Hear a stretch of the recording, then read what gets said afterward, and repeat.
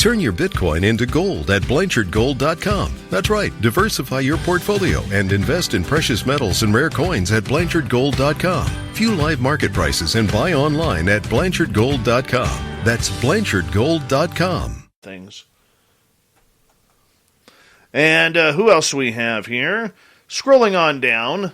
Well, there's TMI, nice to see you. Bob Birkins, good to have you here. My man Millennium, the gorgeous Candy Romero, the stunning Jenny White Bear. We love her. The beautiful Wagon's Breath, November 3rd.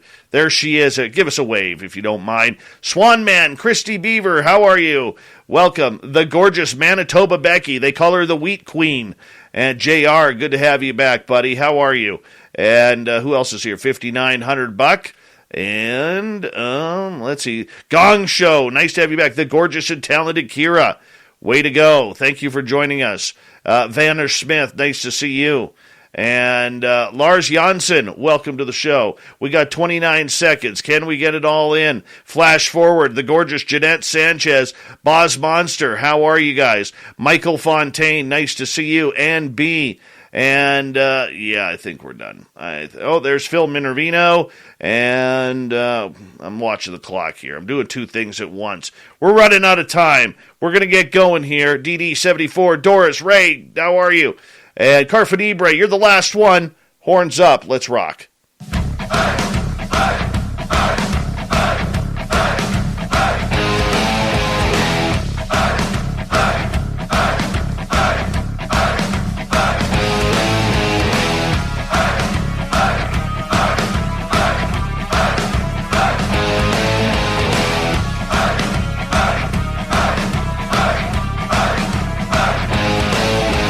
From the mountains of central British Columbia to you listening around the world, this, my friends, is Spaced Out Radio. I am your host, Dave Scott, sitting in the captain's chair of SOR headquarters. We welcome you to tonight's show on our terrestrial affiliates around North America, digitally on TalkStream Live, Revolution Radio, and KPNL. All of our archives are free. Join us at youtube.com/Spaced Out Radio. Do us the favor. Hit that subscribe button. You can follow us on Twitter at Spaced Out Radio, Instagram at Spaced Out Radio Show, and now on TikTok at Spaced Out Radio. Our website, spacedoutradio.com. We have a plethora of features for you. Rock out to Bumblefoot. Read Shirky Poo's Newswire. Check out our swag as well. Tonight's show is brought to you by Chive Charities. Help make the world 10% happier by visiting Chive Charities today. You can find them on our website. We got a great show for you tonight. Amber from Amber's Paraworld. She's going to bring the woo tonight. She promised. She promised, and we're going to make sure that she delivers. Then in hour number 3, we got the Swamp Dweller, bringing in another spooky story from the swamp. Fedora John has a UFO report. Shirky Poo's got the news, and it's the thought of the day as well. Amber from Amber's Paraworld is a physical medium and paranormal research investigator. She has had the ability to see, hear, and feel spirits. She also has the ability to channel spirits.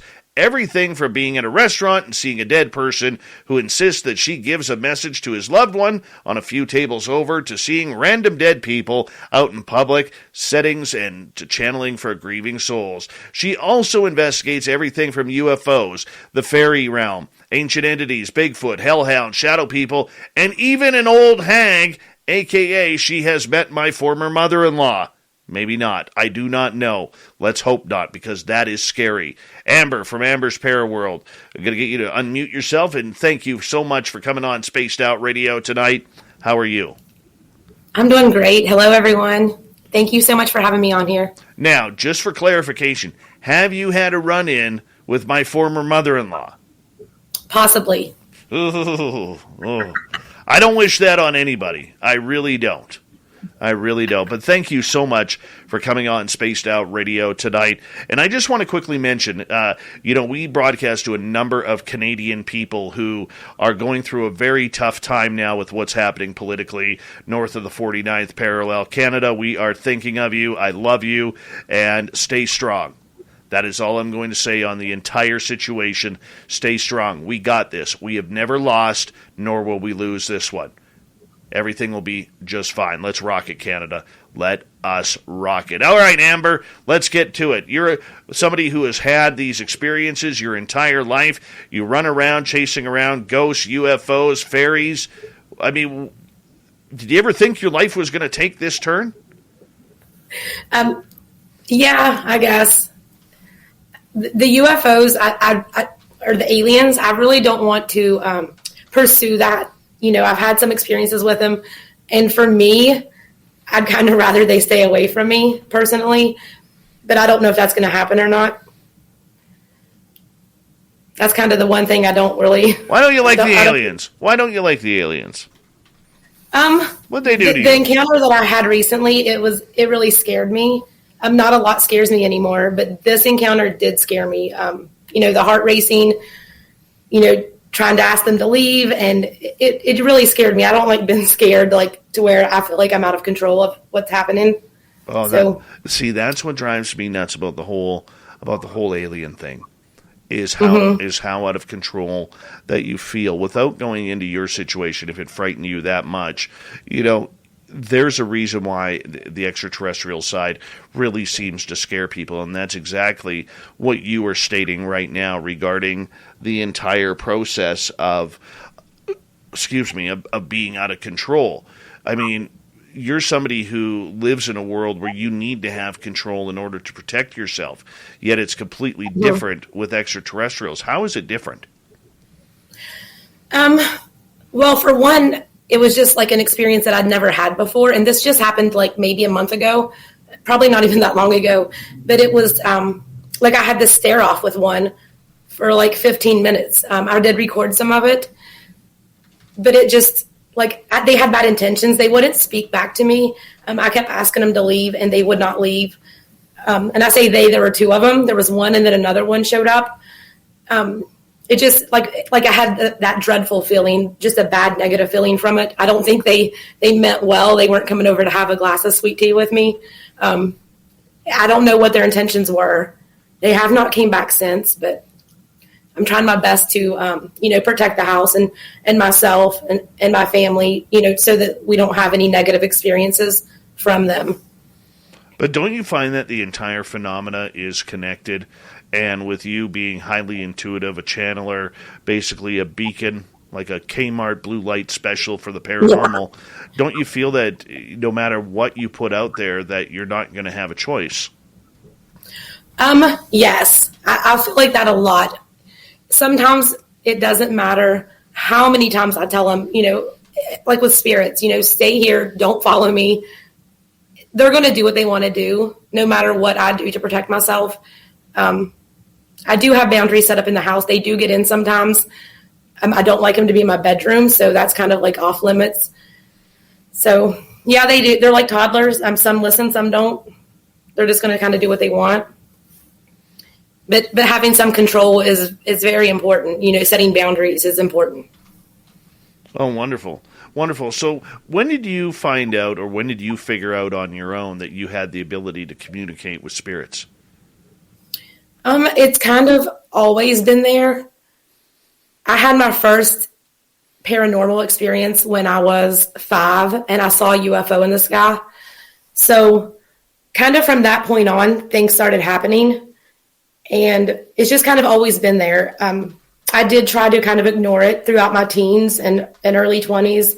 I was kind of put in a position where I had no choice but to reach out to somebody to learn how to handle this because, even though I was going places and communicating with them, and this was before YouTube, before, back when I just had a digital recorder, before all the fancy stuff, I was having some bad experiences with them following me home and kind of scaring me, just kind of using my energy and not in a good way, I guess. Has this been since childhood? Mm-hmm. Yes. Okay, so the fact that you have seen ghosts and dealt with this situation since childhood, a lot of people will not understand that. A lot of people will not be able to comprehend having abilities from such a young age. How did you control it? Did you talk to anybody about it regarding, what you were seeing? Well, so that'll bring me kind of like my mom and some of my aunts have abilities as well. They're all a little different, but they are very intuitive as well. So I've always had like that kind of connection with them, and we could talk about it. But I was probably 30 before I actually reached out to someone because of some experiences I was having. I had all these spirits in the house and they were following me. They wanted my attention. They wanted my help. And I didn't know how at the time to help them or to control them coming in and just protect myself, my energy. So do you want to hear the story of what made me? Yeah, bring it on out. Let's hear it. We want it. Remember, I told the audience you were bringing the woo tonight. So you got to bring some woo. So for a couple years before this happened, I would hear this man walk down the hallway, and the hallway goes straight to my bedroom door. And I would just hear the footsteps and stuff. And I would hear him going up and down the steps. We have creaky wooden steps. So I would hear him going up and down the steps. And I kind of had this bad feeling from him. Like I was scared of him. So I just would kind of like roll over and just ignore him. This went on for a long time, like probably years. And then at the same time, this lady, which I think was the old hag, she would come in as soon as I would lay down. Like I would not even fall asleep. And she would start screaming in my ear, and she would scream, Amber, Amber. And it would make my ear ring. Like it would hurt so bad. And I just couldn't get him to stop. So it was her and this man. They weren't working together, but they were both in there. So some time goes by and I have my daughter. So I was 30, she was a newborn, and this was still happening. So she was in my bed. Her dad was out of town for a wedding out of state, and we're there by ourselves. And I hear this man walk up to my door, and then I hear this lady screaming in my ear, and I'm trying to tell him to leave. I'm scared. I'm, alone. And about that time, I'm telling him to leave, and I'm terrified. He walks over to the bed and grabs my ankles and jerked me out of bed. Nice. So that's when, like, I slept in the living room that night with the lights on, grabbed her, went in the living room. But that's when I was like, I can't live like this. I have to reach out. And I got a hold of like a shaman and some other people that deal with spirits. And I really talked to people and reached out because like I was that was the breaking point for me. I'm like, I can't do this anymore. So I either have to learn how to deal with it, or I'm just going to be tormented forever. So even though that experience was terrible, I'm really thankful that experience happened to me because I learned so much from it. And that's what I tell people, like when I do readings, even though you go through bad things in life, we learn from everything. And it's so true. It may take us a while to figure out that lesson or what we learned from it, but we always learn from everything we go through, even the bad experiences. I think so too. I mean, I haven't figured out what the bad experiences are all about yet. And trust me, I've had a couple of bad ones, but it is one of those titles that just kind of goes along with it. You have to, it really is like the facts of life. Remember, you take the good, you take the bad, you take them both, then you have the facts of life. I hate to say that, but it is like that when it comes to the paranormal. So for you, are spirit always around you? Can you control them and tell them when to come around, when not to come around, when not to bug you? Like if you're on a, out having some meditation time, or if you're out on a date, or if you're out, just in the shower, can you tell them, hey, private area, private zone, you don't come on in here? Does that work? Sometimes. I have two that live with me that I allow to stay there all the time. One of them is somebody that I brought home from the beach last year from vacation. So he lives there, and a woman named Heidi lives with me. And then I allow like my dad and my aunt to come in the house. Sometimes the other ones do get in, and it just depends. I've seen a lady running through the hallway just screaming, and kind of, she almost looked like that woman from the It movie where she's like screaming and just acting crazy. I've had Some just kind of pass through, walking around. I saw a guy in the house 2 weeks ago. I saw him a couple of times, and he had jeans and a white T-shirt just walking through the kitchen out the back door. He did that several times. I don't know what he wanted. I haven't sat down and, like, when I talk to them, I will cross them over if they need help, but I like to sit down and talk to them and let them tell their story. So that takes a lot of energy and time. And usually I'm really busy, so trying to find that time to really sit down and do this. Sometimes it takes 30 minutes. Sometimes it could take me an hour and a half to talk them into leaving. So I got to ask you, the guy in the white shirt and the blue jeans, what was his name?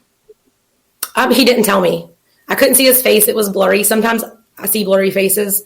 But he just kind of passed through. He didn't stop and say, hey, nothing. He just walked through. He walked down the hallway. He's just kind of hanging out. I don't know what he wants. I have a white T-shirt, blue jeans guy in my backyard. Oh, wow. Yeah, his name is Rick. Oh, wow. This guy was thin. He looked thin to me. Yep. And he may have been bald, but like I said, his face was kind of blurry, so I didn't really see it. Yeah, no, my guy's not bald. He has feathered 70s hair. Oh, that's awesome. And just a fantastic mustache. Well, then he fits right in with you, doesn't he? Oh, yeah. You got the awesome beard. Well, he doesn't come in my house. He made that promise. He likes the yard. I leave, actually, wood for him to work on in my carport. Because he likes working with wood. Oh, that's so sweet. Yeah. So every now and again, I've only seen him twice. The first time was the day we moved in, and the second time was like 6 weeks later. And it was quite surreal. Because I've never, ever, seen a body manifest and disappear right in front of me. And it was 20 feet away. And I did what any man would do. I screamed like a banshee. And then I yelled at him, and I told him, don't startle me like that. But apparently I wasn't supposed to see him. It was against the rules. I didn't know what that meant. Did he ever tell you? No. That makes me curious. Well, you're more than welcome. You're more than welcome to try and pick him up if you want. I mean, you're the intuitive. I'm just the guy. I'm just the guy behind a microphone. You should ask him though one night. No, I don't bug him. He keeps bears out of my yard. He keeps mountain lions out of my yard. That's part of the deal. Okay, that's awesome. I've made deals with ones too. So I did get a little upset with him this year. I did, because the first time in almost 6 years, over 6 years, my garbage can got knocked over by a bear, and I was picking up the garbage, and I'm like, Rick, what the hell, man? I thought we had a deal here. I said, why am I picking up the garbage? He's like, dude, I didn't even know that the bear came in. Right? So we had this little discussion, right? But that's okay. That's okay. More about you here. As we learn, you, Amber, from Amber's Paraworld, you have a very, very popular TikTok channel that seems to have taken off. Now, a lot of people on TikTok or whatever, I mean, it's much like YouTube. Certain channels just seem to hit. Yours is one of them. What has been your success on TikTok? I mean, for me, I do. Usually when I post videos is actual clips from what I put together for my YouTube channel. So, I'm taking real investigations or real things that happen and posting them. And then I also do some live streams on there as well. Are you live streaming right now? Yes. How many people you got watching? We'll say hello to all of them. Right now there's only 16. Well, hello, 16 people on Amber's Paraworld.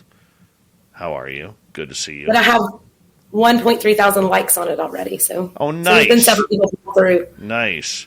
Yeah, I'm going to shamelessly plug our Spaced Out Radio TikTok. If they could all go over there and subscribe, I would appreciate that. How do you like TikTok? I like it. I have Instagram. I don't do Instagram much. I've maybe posted 3 things in the last couple months. I don't do Facebook a lot. I kind of I try to stay away from like drama-free zone, but I like TikTok and YouTube. And Twitter.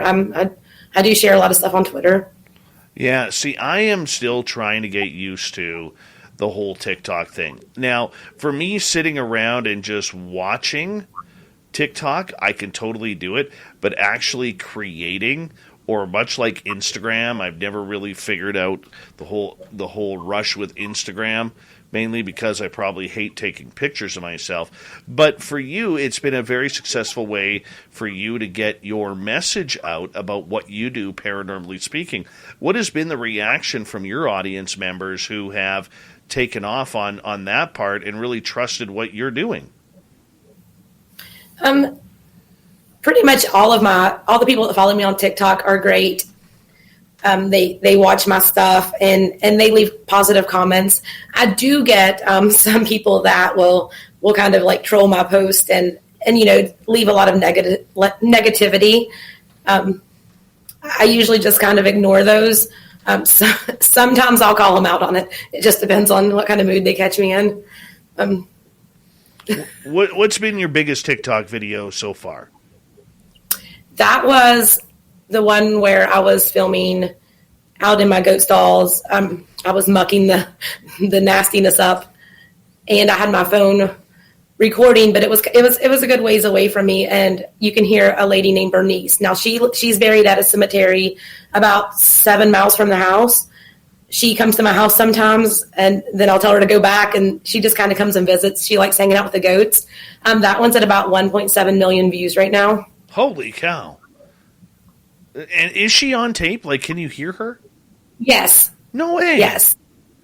And I mean, there's no spirit box or anything. And then there's another one, like kind of like a second part of that video where you hear this little boy. I did cross him over, but he hung around for a while. But he was on there, and he says, like, "Ma, are you thirsty?" Family. It looks a little different for everyone. For some, it's mom and dad.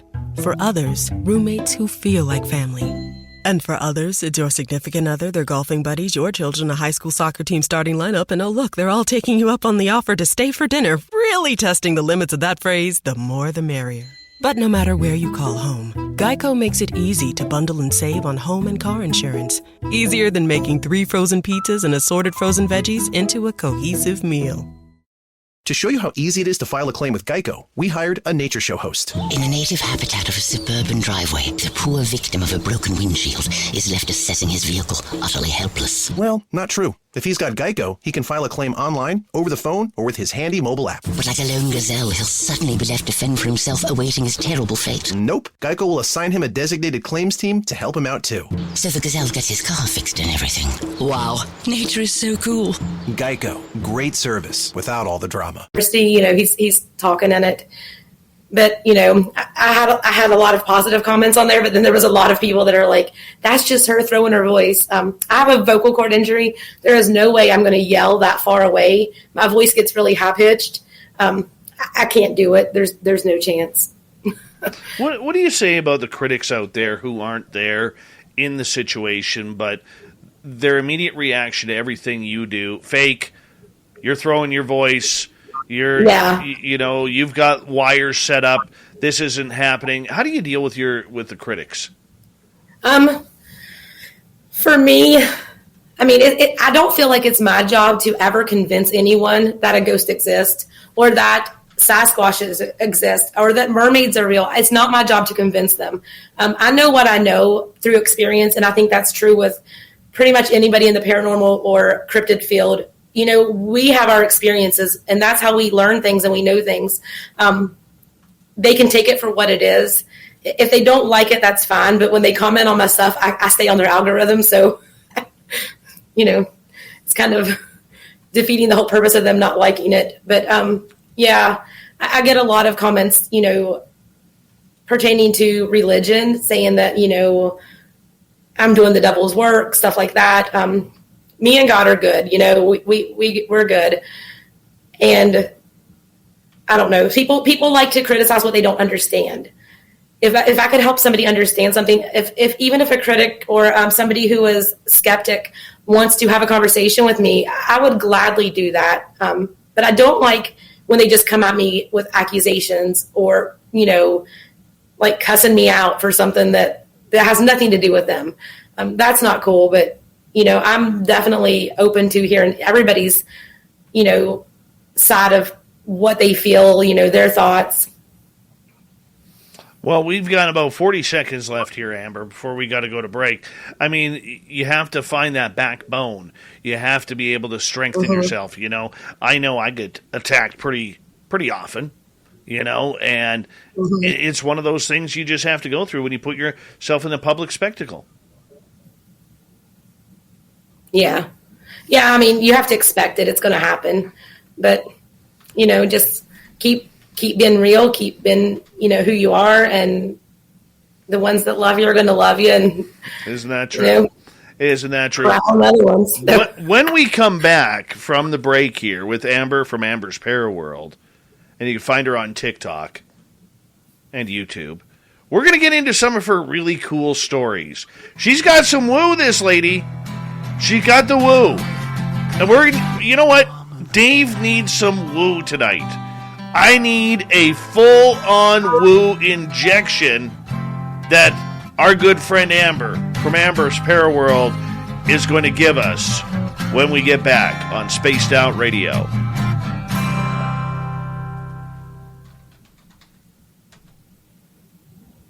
And we're clear. That was a fun first half hour. Yes, it went by pretty quick. I'm trolling your chat room, too. I can multitask. One of my moderators are in there, so she'll keep all the trolls out of there. I think I'm the last word. Hope you're enjoying the show. I am the last word.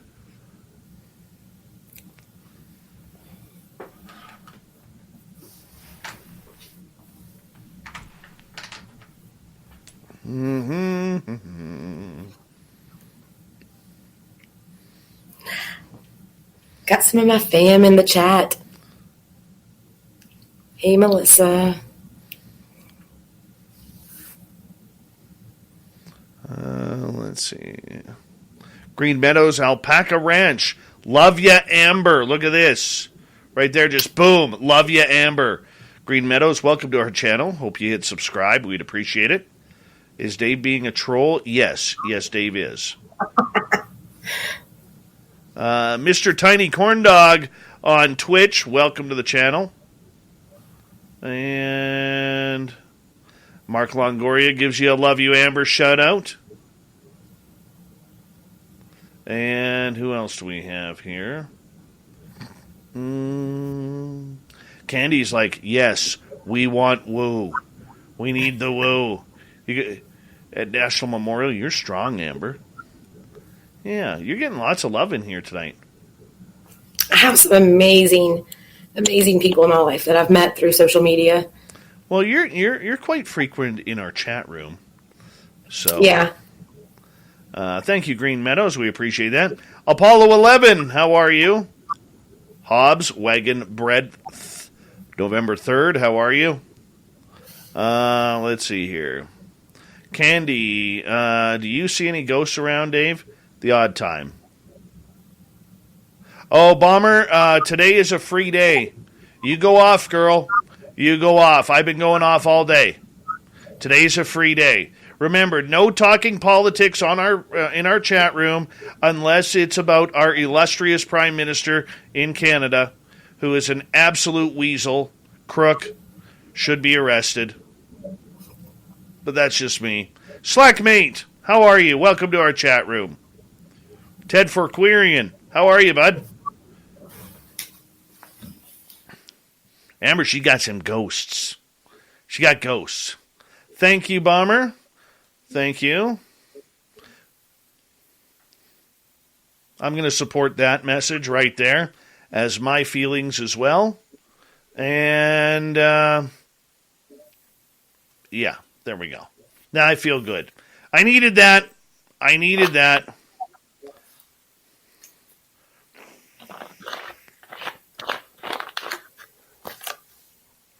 Mm-hmm. God, that felt good. That felt good. Yeah. Hey, the gorgeous thin Lizzie Borden. How are you? Where's the bearded wonder?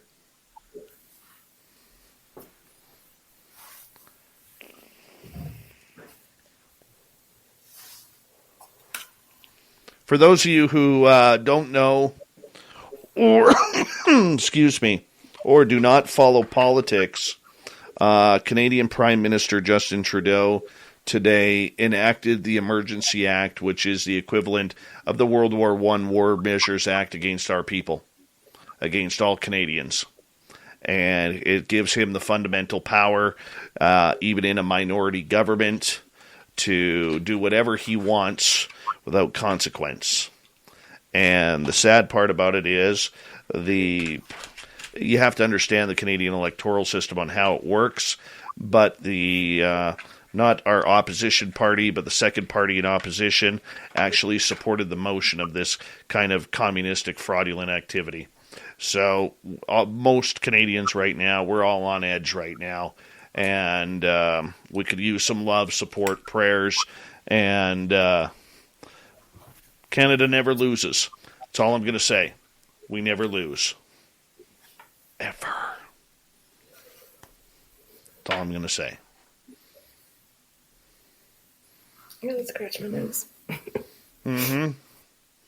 All right, we got 30 seconds. Thank you to Carlito and Smithy with the Super Chats. The Super Chats are a great way to support what we do on Spaced Out Radio on a nightly basis. On Saturday, February 26th, Lynn Wallington is going to be hosting her Women in Ufology panel right here on our channel. Make sure you check it on out. It's going to be absolutely amazing. And Lynn and I will be speaking March 25th through 27th in San Francisco at UFO Con. Here we go.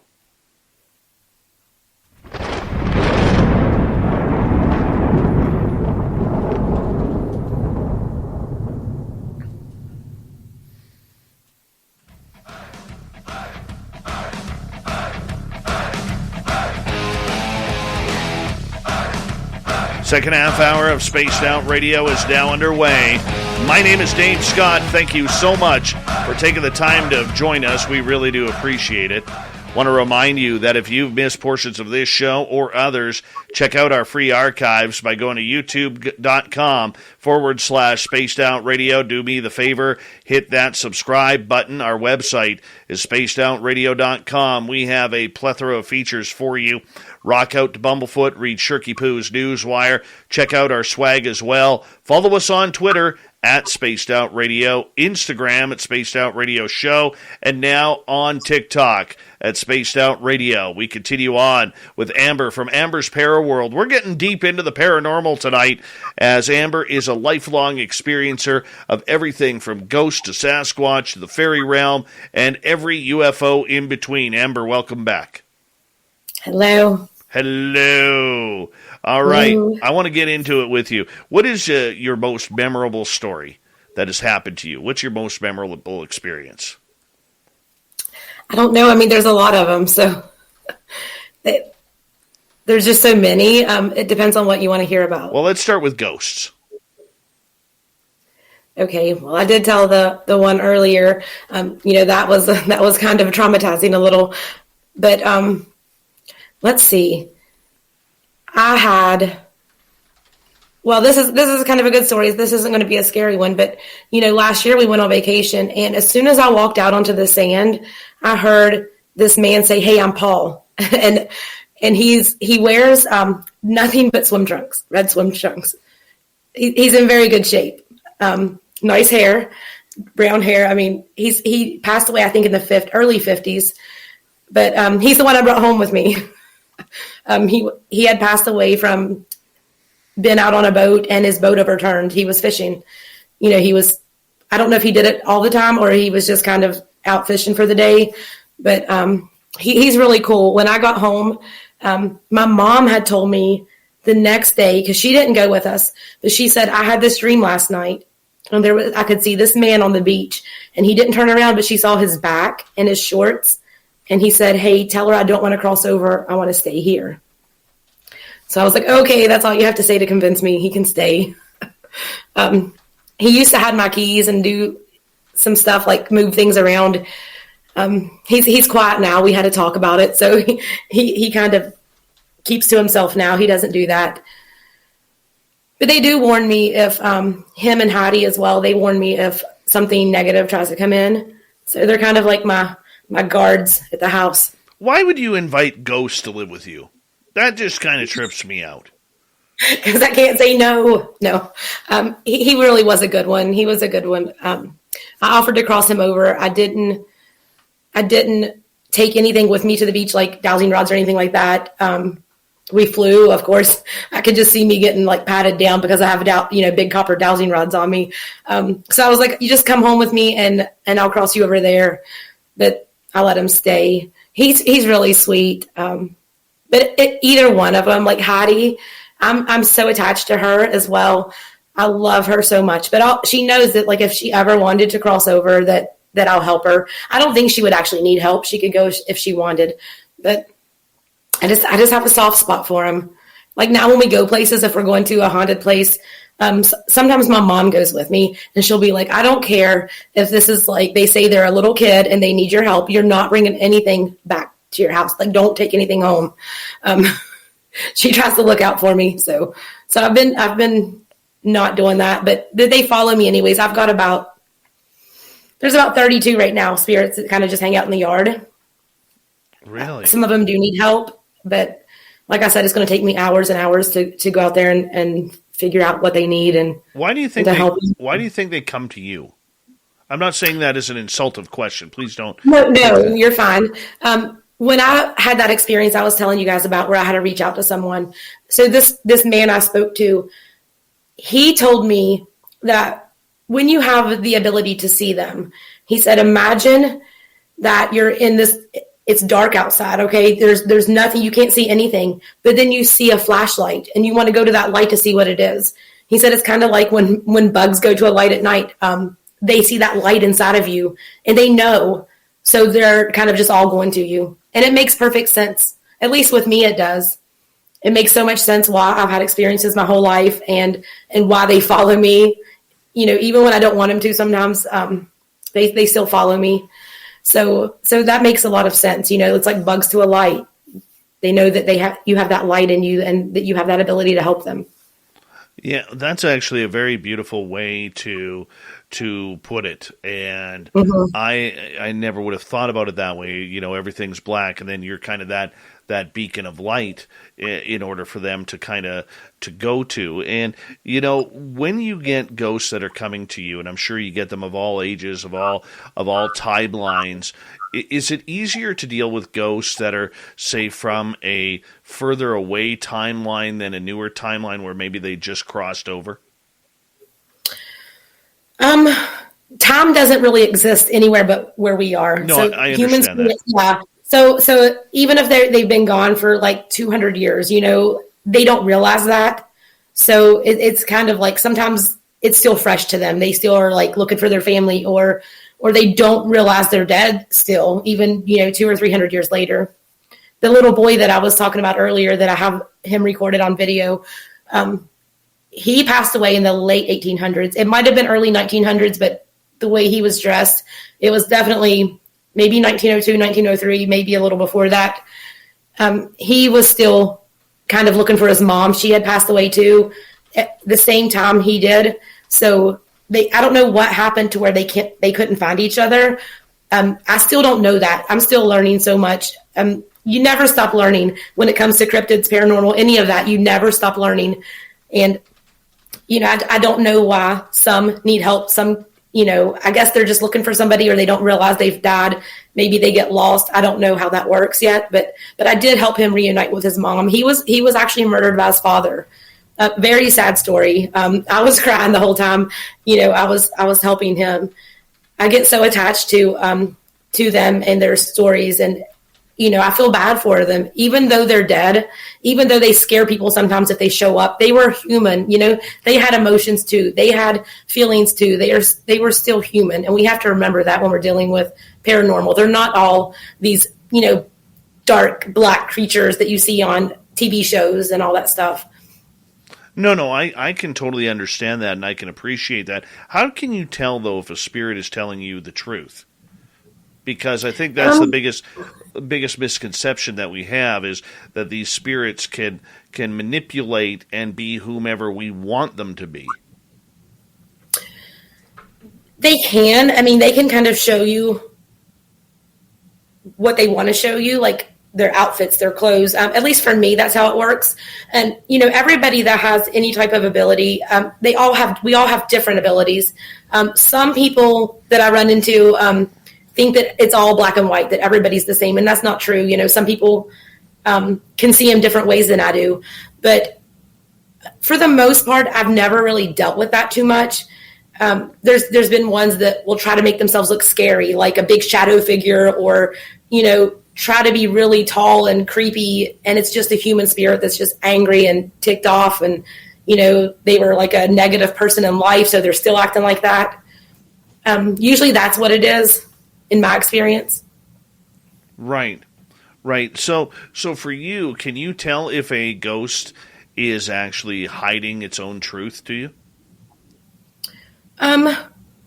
Usually the ones that are like kind of been tricksters or play in that field, they're very, very strong with energy. They're very well versed in this. So they know exactly what they're doing. They're very conscious to the idea of like them tricking people or trying to scare people. So they're doing it intentionally, I guess. It's not unintentional. But usually even those ones, I can either make them leave or talk them into crossing over. So I've helped a lady cross over one time, and she was attached to a doll that was given to me by one of my good friends who lives close to me. Her grandkids were afraid of it. And after I worked on it, kind of messed with it for a little while, the lady attached to this, she didn't like kids. She didn't like people. She cussed me out the whole time. And, I'm like, do you not want to go? Like it's like been at a bar. You can't go home, or you don't have to go home, but you can't stay here. It's either I help you now, or you're going to have to wander around and wait. And who knows how long it's going to be before somebody else is offering you what I'm offering you. And usually I can get them to cross over. Even the mean ones, they'll go out kicking and screaming, but usually I can get that to happen. All right. You've had interaction with the fairy realm. What's that like? And tell us a story or two about that.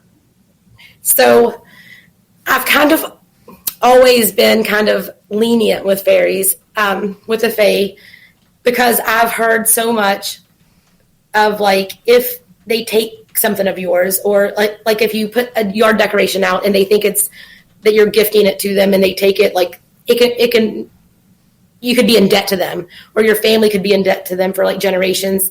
I don't know if they all work like that, or it's just some of them, but there's definitely some in the woods behind me on our property. We've got a lot of stuff back there, and it was last year I bought a really cool blue pendulum, and it unscrews and you can put like crystals or sage in it. I hadn't bought a new one for many years, so I love this thing. I just bought it, and I had taken it with me somewhere. We had went to like a concert, and I put it in my pocket. I don't know why I took it with me. I got home, and I'm like, it's gone. I couldn't find it. I looked everywhere for it for weeks and weeks. We tore the house apart looking for it. So then I start, asking my house ghost questions, and I figured out that something actually took it. I didn't drop it somewhere. I even reached out to another friend I have who has the ability to find missing items, and she can see where they're at, and it was like all dark. Like she couldn't see where this was at. Really? So I kind of gave up on it. And then just a few weeks ago, we had been shopping at Sam's Club. We come home, open the front door, and it's literally laying stretched out across my door. It's been gone for months. It's just laying right there on the floor. Like there's no chance it could have gotten there. I don't know. They brought it back. They currently do have about 4 more items of mine. They come in the house and take things. So far, they haven't brought anything else back. Hopefully they do. But I know it's not like one of the spirits taking the stuff, because my house ghost would have told me. So are you sure? Are you sure you don't have little people who are looking into this stuff? because I know up here with First Nations culture, they have a lot of little people who are tricksters who do this kind. Hey, Ray Magliozzi here. Have you ever cooked a really fine gourmet meal? Yeah, me neither.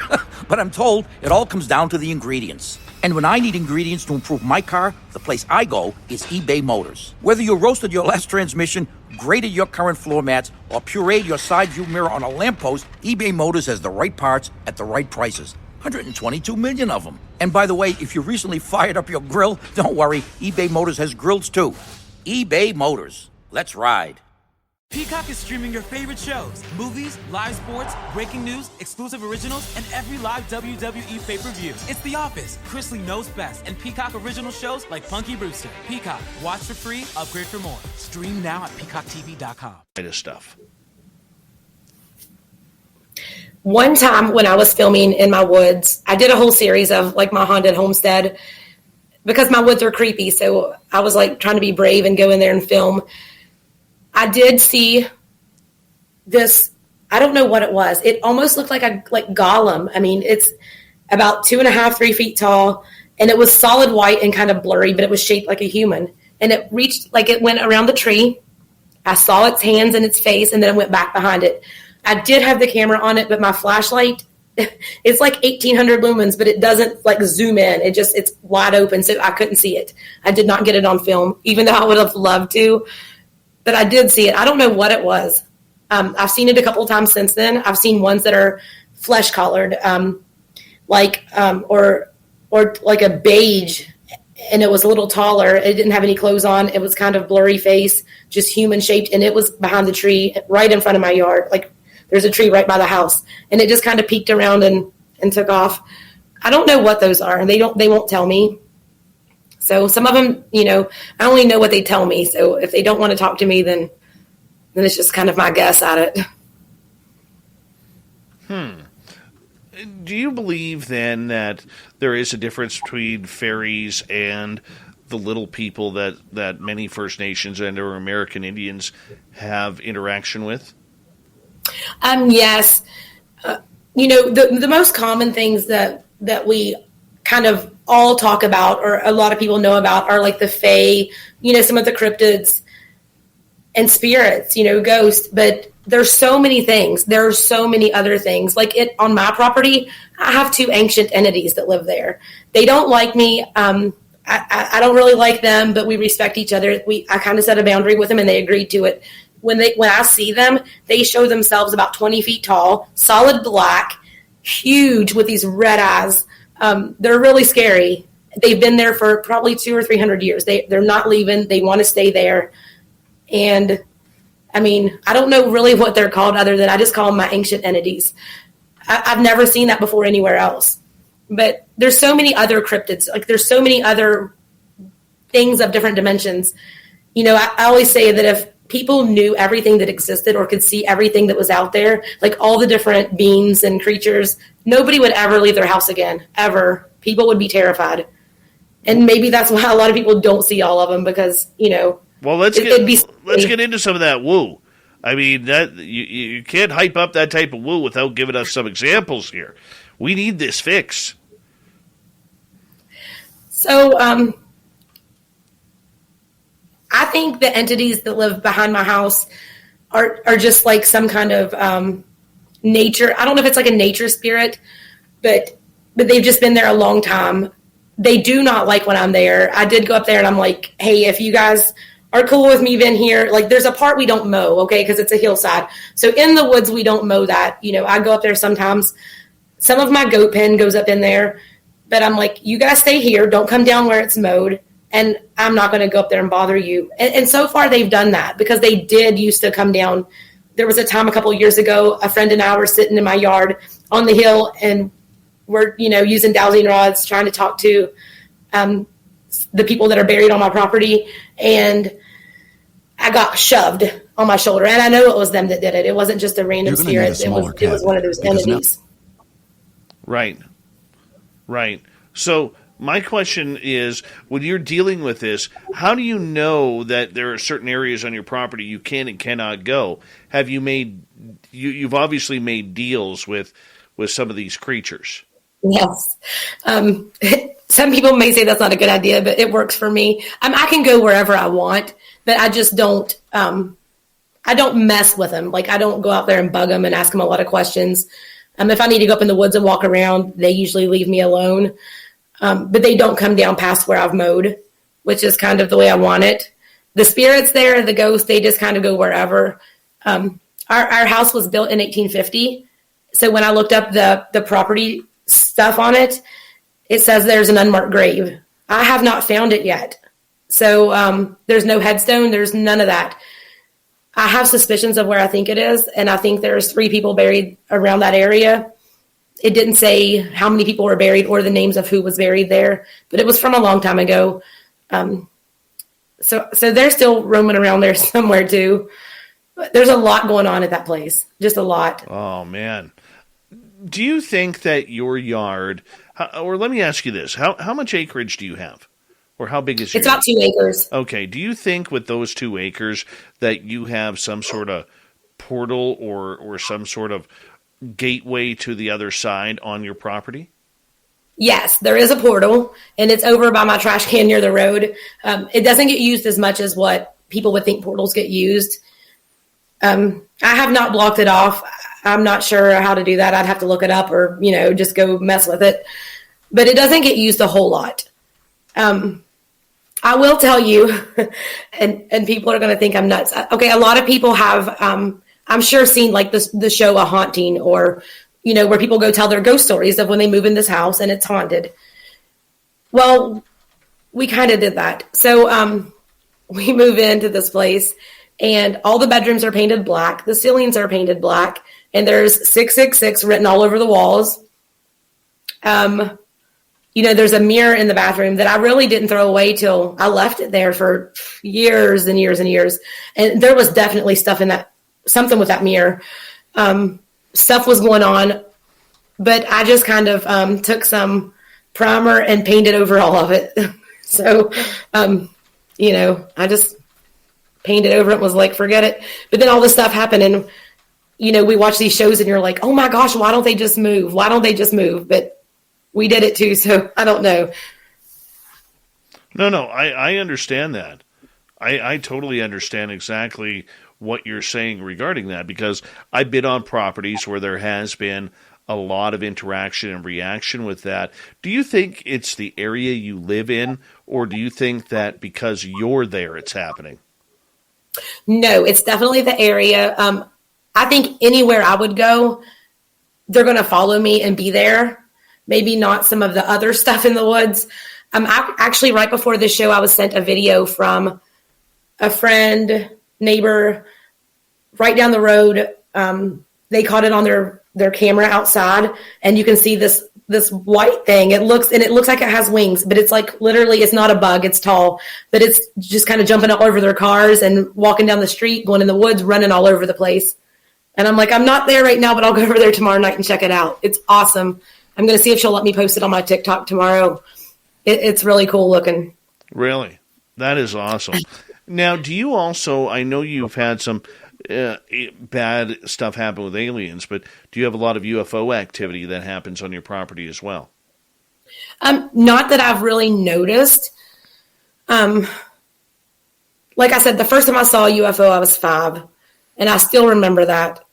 And then I've always looked at the sky with like this wonder, there's so much out there. If you just look at it, I could get like almost like in a trance just looking at the sky. But there was another time, I was probably like 19 or 20. I was driving home. There was two cars of us. And we saw some stuff in the sky, and everybody pulled over and just watched them. They weren't airplanes. So we've seen this stuff a few times, and I've seen some weird stuff at the house, but it passes by, it doesn't stop.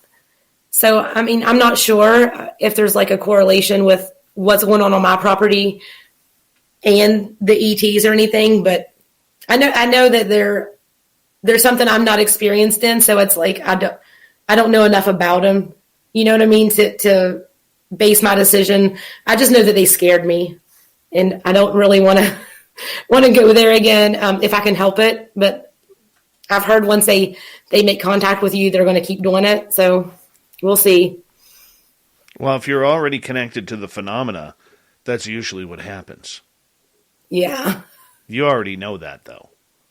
Yeah. There's some parts of it that I don't really like, but I mean, I'll just deal with it when it happens. Hopefully I'll be prepared next time. And that's the problem with them damn aliens. You're never prepared. You're never prepared. Right? When you think you're prepared, they never come around. But when you're not prepared and you let your guard down, that's when the jerks come in and take you with Science Bob. See, that's what that's my fear, is I don't want to be taken anywhere. Oh, girl, you already have. I could have already been taken and not know it. I don't know. You have. You have. Let's just be honest. You already know that. I don't know. Especially having that experience when I was that young. That was my first experience I remember, seeing that. So, it wasn't with a ghost. It wasn't with anything like that. It was with a UFO, something in the sky. Hey, I understand your fear. I live it every day because you never know when it's going to happen. Even with the paranormal stuff, I mean, you have it happen often enough and so often and frequent, it's second hat to you. Yes, but it still scares me sometimes. Some of them still get to me. What would get to you? We got 30 seconds. When they grab me or touch me, I don't like that. Sometimes that happens. Sometimes I'll be walking through a cemetery and they grab my leg, and that scares me. I'll scream really loud, and I don't like being loud in places like that because I don't want to draw attention to myself. That hey, there's this lady up here, and she's by herself and she's in a cemetery. Because if I'm noisy, people see me like humans, and I don't want other humans there with me. But that scares me when they touch me or grab me. I don't like that. And on that note, we're going to say goodbye to hour number 1 and hello to hour number 2 right around the break here on Spaced Out Radio. Amber from Amber's Paraworld. You can find her on TikTok and YouTube. And we're going to continue on. We're going to get into the cryptid world next with her because she loves chasing down the monsters. And I love monster talk here on Spaced Out Radio.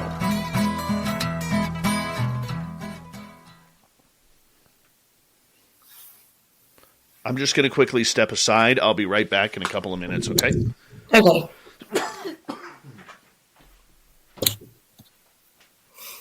Hello, everyone.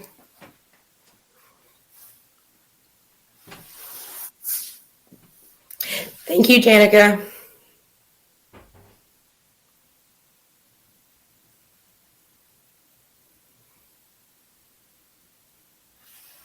Trying to read the chat. Okay.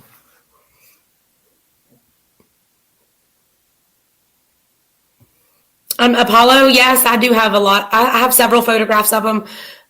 Spirits are kind of hard to capture on photo. I'm the first one that can debunk a photo or a video. It's just second nature. A lot of times with orbs and dust, people think that's something, but it really isn't. When did you hear a man's voice? Just now? So right before we started this show, so I'm at my mother-in-law's house because my house is noisy. I have animals and kids. So I'm here, and she lives across from a cemetery, and I'm sitting here by myself, and I hear a woman talking behind me. So if you guys hear anything or see anything, it's probably coming from the cemetery. Paul, maybe. I hope so. I know the little boy that I helped, he really did. He called me mom a lot. So I have that on some of my videos. He'd say, Mom, he was really lost. He was looking for his mom. He was sad. And I showed him attention. So he definitely, I think he appreciated my help a lot.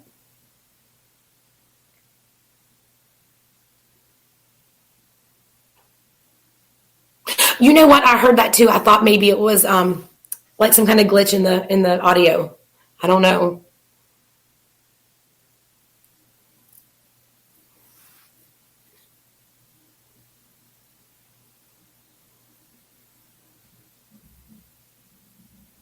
Okay.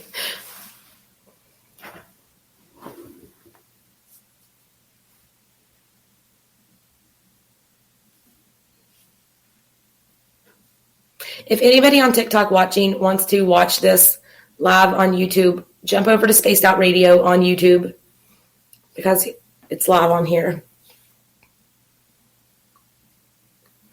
She was just making kind of like, she made some noises and I really couldn't tell what she was saying.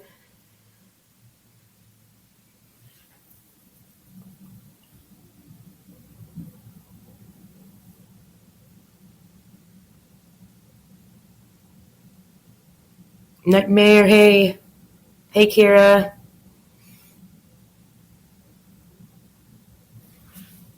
Guys, I'm going to step away for just a minute to get me some water. I'll be right back.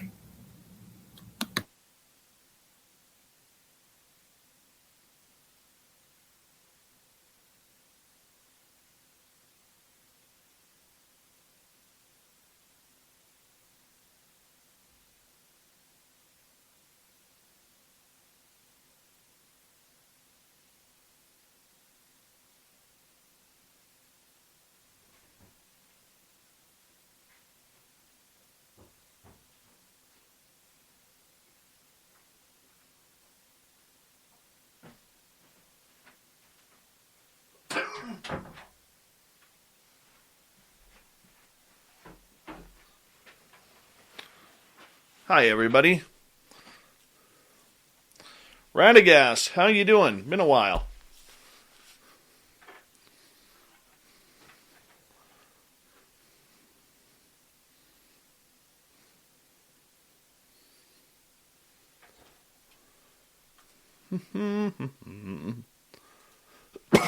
Excuse me. Don't forget, coming up February 26th, Lynn Wallington will be having a full day, like 6 hours worth of broadcasting on women in ufology on February 26th. I'm excited for it. It's going to be awesome. Absolutely awesome. I can get you, where is it here? Oh, let me find it here. Some of the names who are going to be participating: Leslie Mitchell-Clark, Lori McDonald, Sev Talk, Dandy Meyer, Cheryl Costa, Alien Girl Amy, Misha Johnson, Chrissy Newton, Melinda Leslie, Christina Gomez, Thin Lizzy, Gemma Jade, Alex Dietrich, Sinead Wellahan, Geraldine Orozco, Samantha Mowat, Kathleen Martin, and Lorian Fenton. Yeah, it's going to be absolutely amazing. So I hope you all take that on in and enjoy just a wonderful day in ufology here on Spaced Out Radio's YouTube channel. Hi, gorgeous Jessica McCreary. How are you? Terry Brown, nice to see you. Who else has come in late? Yeah. Don't know, 5,900 buck. Don't know.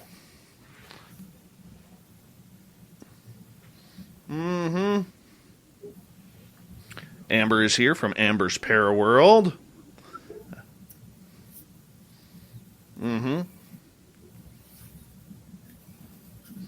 All right, if you guys have questions, now's the time to post them. We will make sure we ask them. Hi, gorgeous Pam McSee. Jesse Peak, how you doing, buddy? And thank you to Kira, Carlito, and Smithy for the Super Chats. Remember, the Super Chat is a wonderful way to support what we do on Spaced Out Radio on a nightly basis, so thank you so much for everybody who is hanging on out and supporting us. We appreciate it. Gatorbait Paranormal says, hi, Amber. Welcome to the channel, Gatorbait. Don't forget to hit subscribe if you don't mind. Here we go with hour number 2, everyone.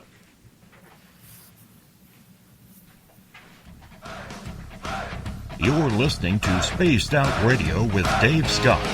Follow Dave on Twitter at Spaced Out Radio and on Facebook, Spaced Out Radio Show.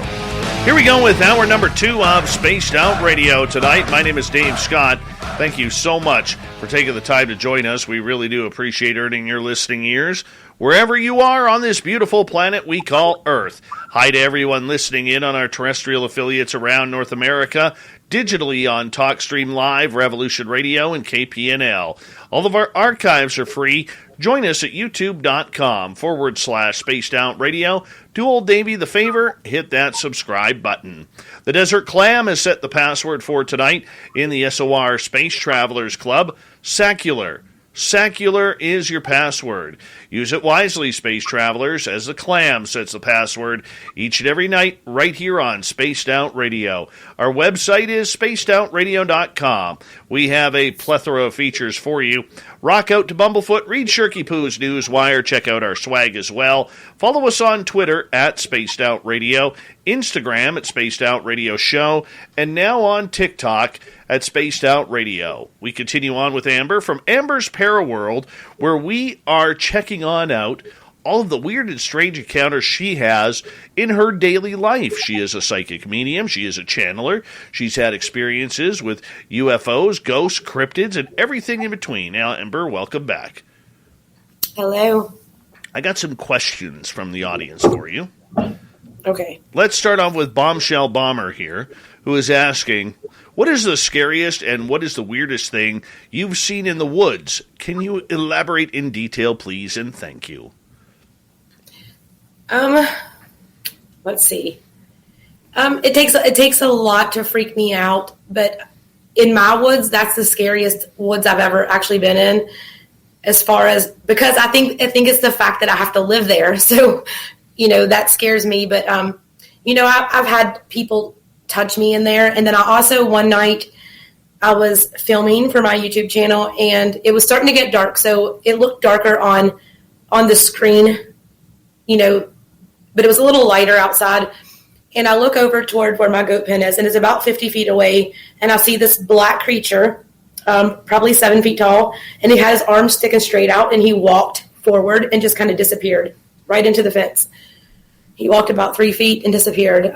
That freaked me out at first. I'm not scared of it now, but it kind of startled me.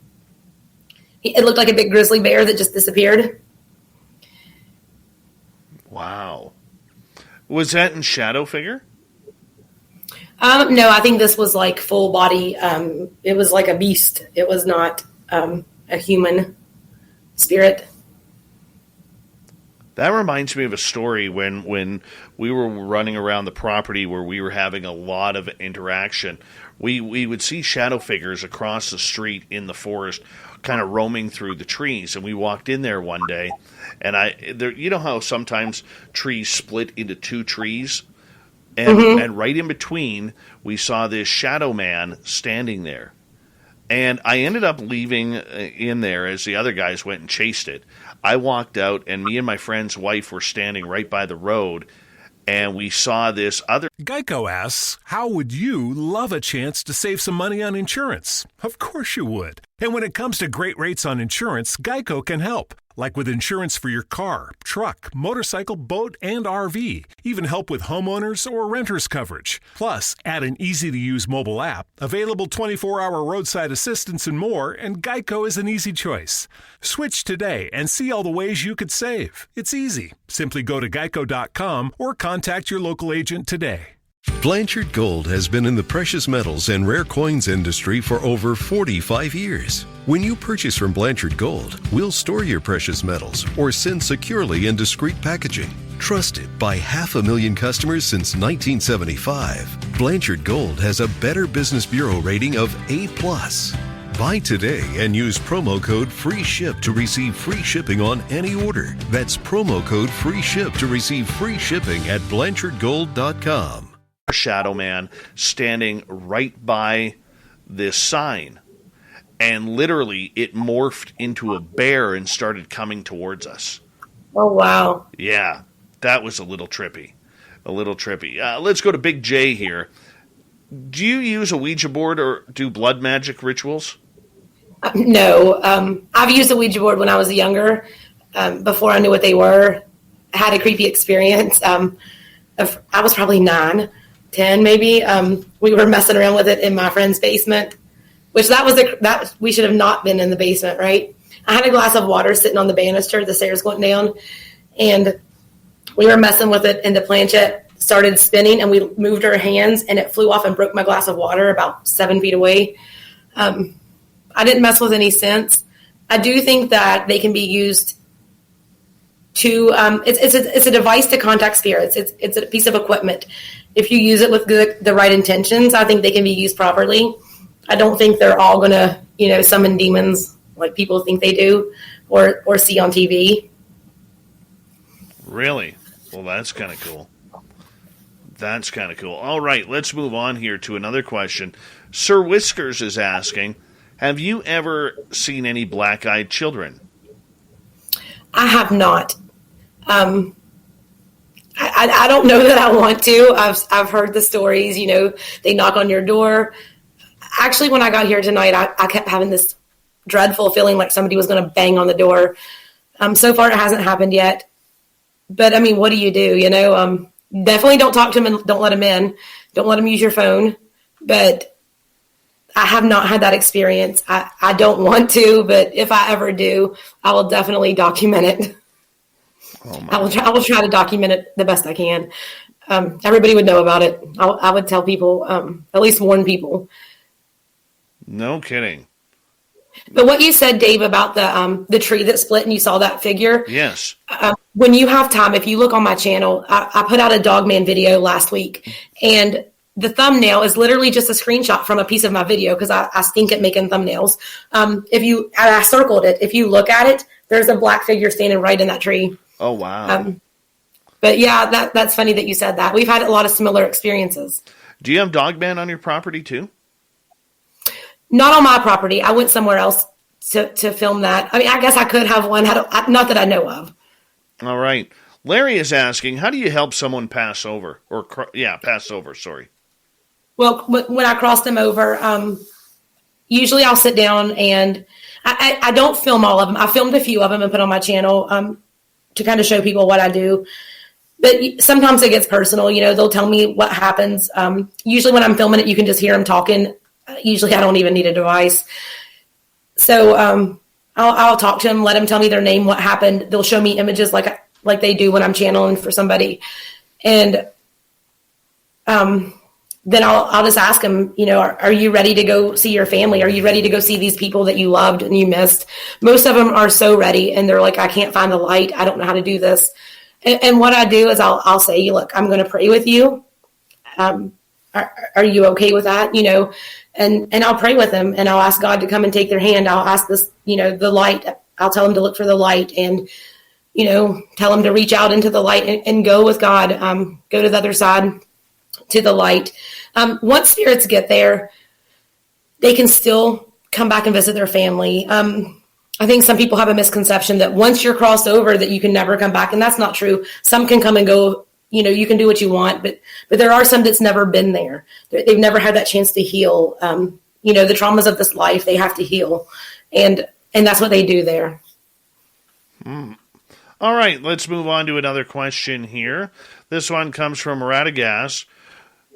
Do you want me to tell you the legend of a cryptid called that's not a question for you. The Kiwak. Yeah, I would like to hear that one day. I would. I like stories like that. While we're waiting for more questions here, I want to ask you, what kind of cryptid activity are you having on your property? Well, there's a woodman that lives there. Like this, like a spiritual Bigfoot.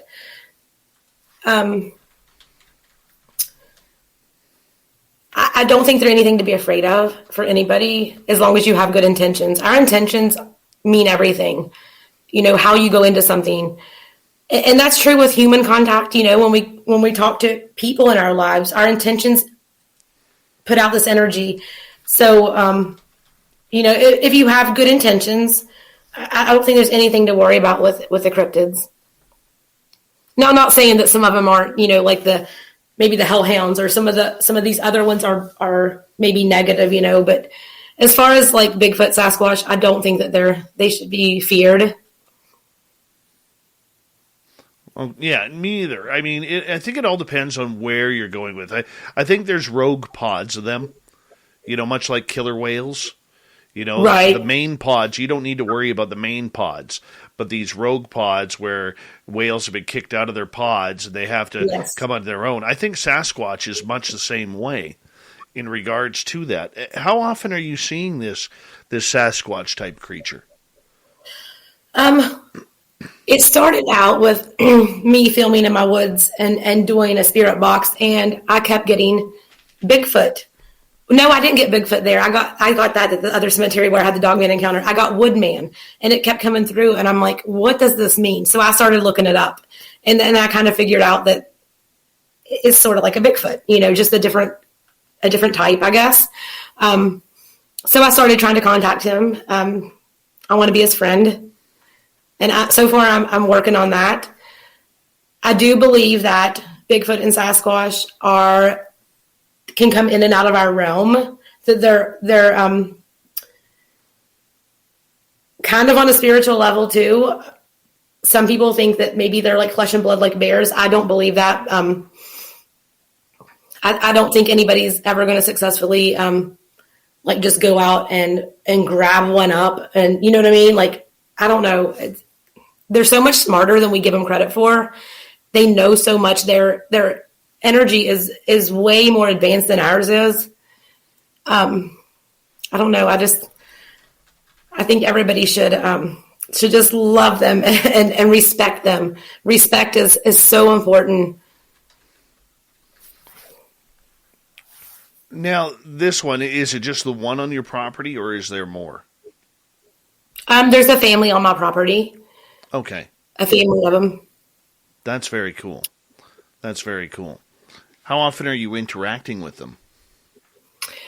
This just happened recently. I haven't actually told hardly anybody about this because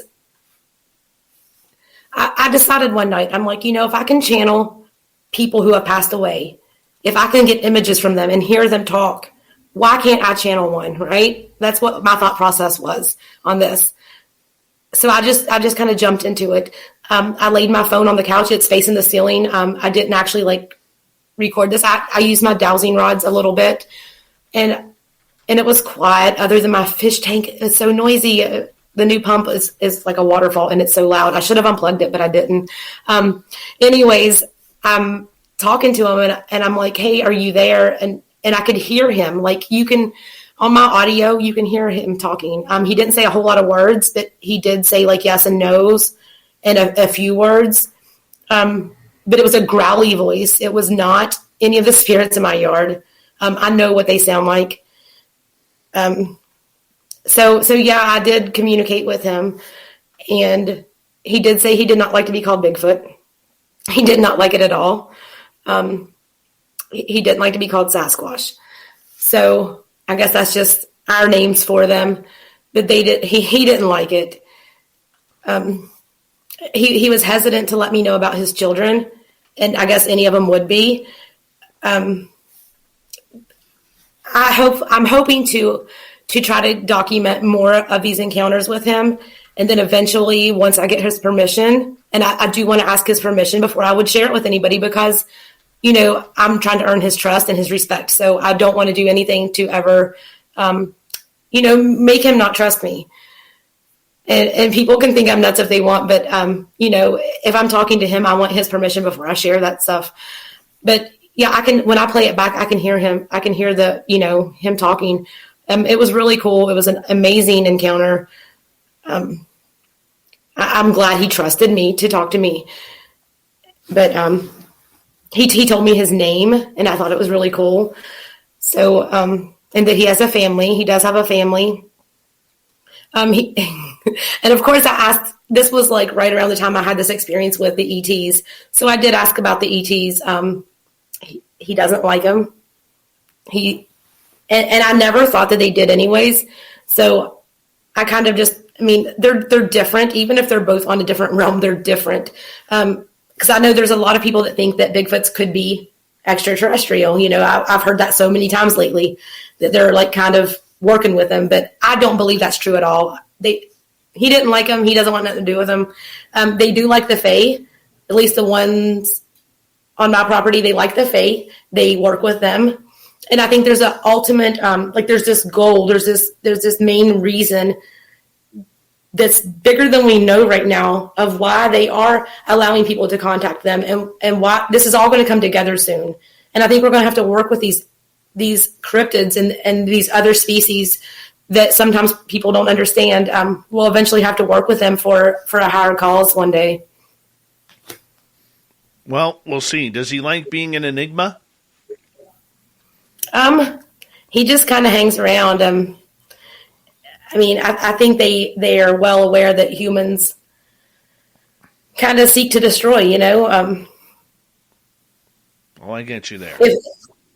If we just have good intentions and show respect, and this is with spirits or anything like that, then what our results we get are not as bad. Some people have it in their mind that this thing is going to kill you, this thing is going to hurt you, and you can't tell them different. So then when they go out somewhere, yeah, they're going to have a bad experience. They may not have an experience at all, but if they do have one, it's probably going to be bad.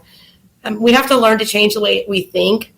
Our emotions and our words, they have so much power, you know, they really do. And we speak so much negative into existence when we really should be speaking positive things into existence, manifesting the positive and the good stuff. And people do it with negative all the time, not thinking twice. And they make so many bad things happen because of that.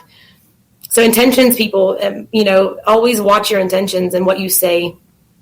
Right. Let's get to another question from Game Vet here. Can a spirit or angel take human form? Yes. I mean, spirits can be, full-bodied apparitions. You could see them as possibly like an energy ball, like an orb. They can take many shapes. Angels, I'm not sure of. I have not seen an angel, so I'm not sure of it. I think they can, but that's my personal belief. I mean, I know, like, if you want to go back to the Bible, there are some that have angels, you know, that take human form. But also, angels are not the cute little cherubs people think they are. You know, they're going to be like 4 wings and all these eyeballs and different heads. Like, they're scary looking. So, Nicole is wondering, is there any spirits around anyone in the chat room right now? Yes. Yes, if anybody's ever been on one of my live streams, then you'll know that, like, I'll just blurt out, like, hey, who's this person? Yes. But I'm trying not to let that happen so I can focus on this interview. Follow up from Nicole. Have you ever had incidents with Dogman? Yes. A couple of years, well, about a year and a half ago. And this is the same place that I filmed recently at. We were leaving. I had already stopped filming, and this always happens when you're not filming, right? But there was 4 of us there.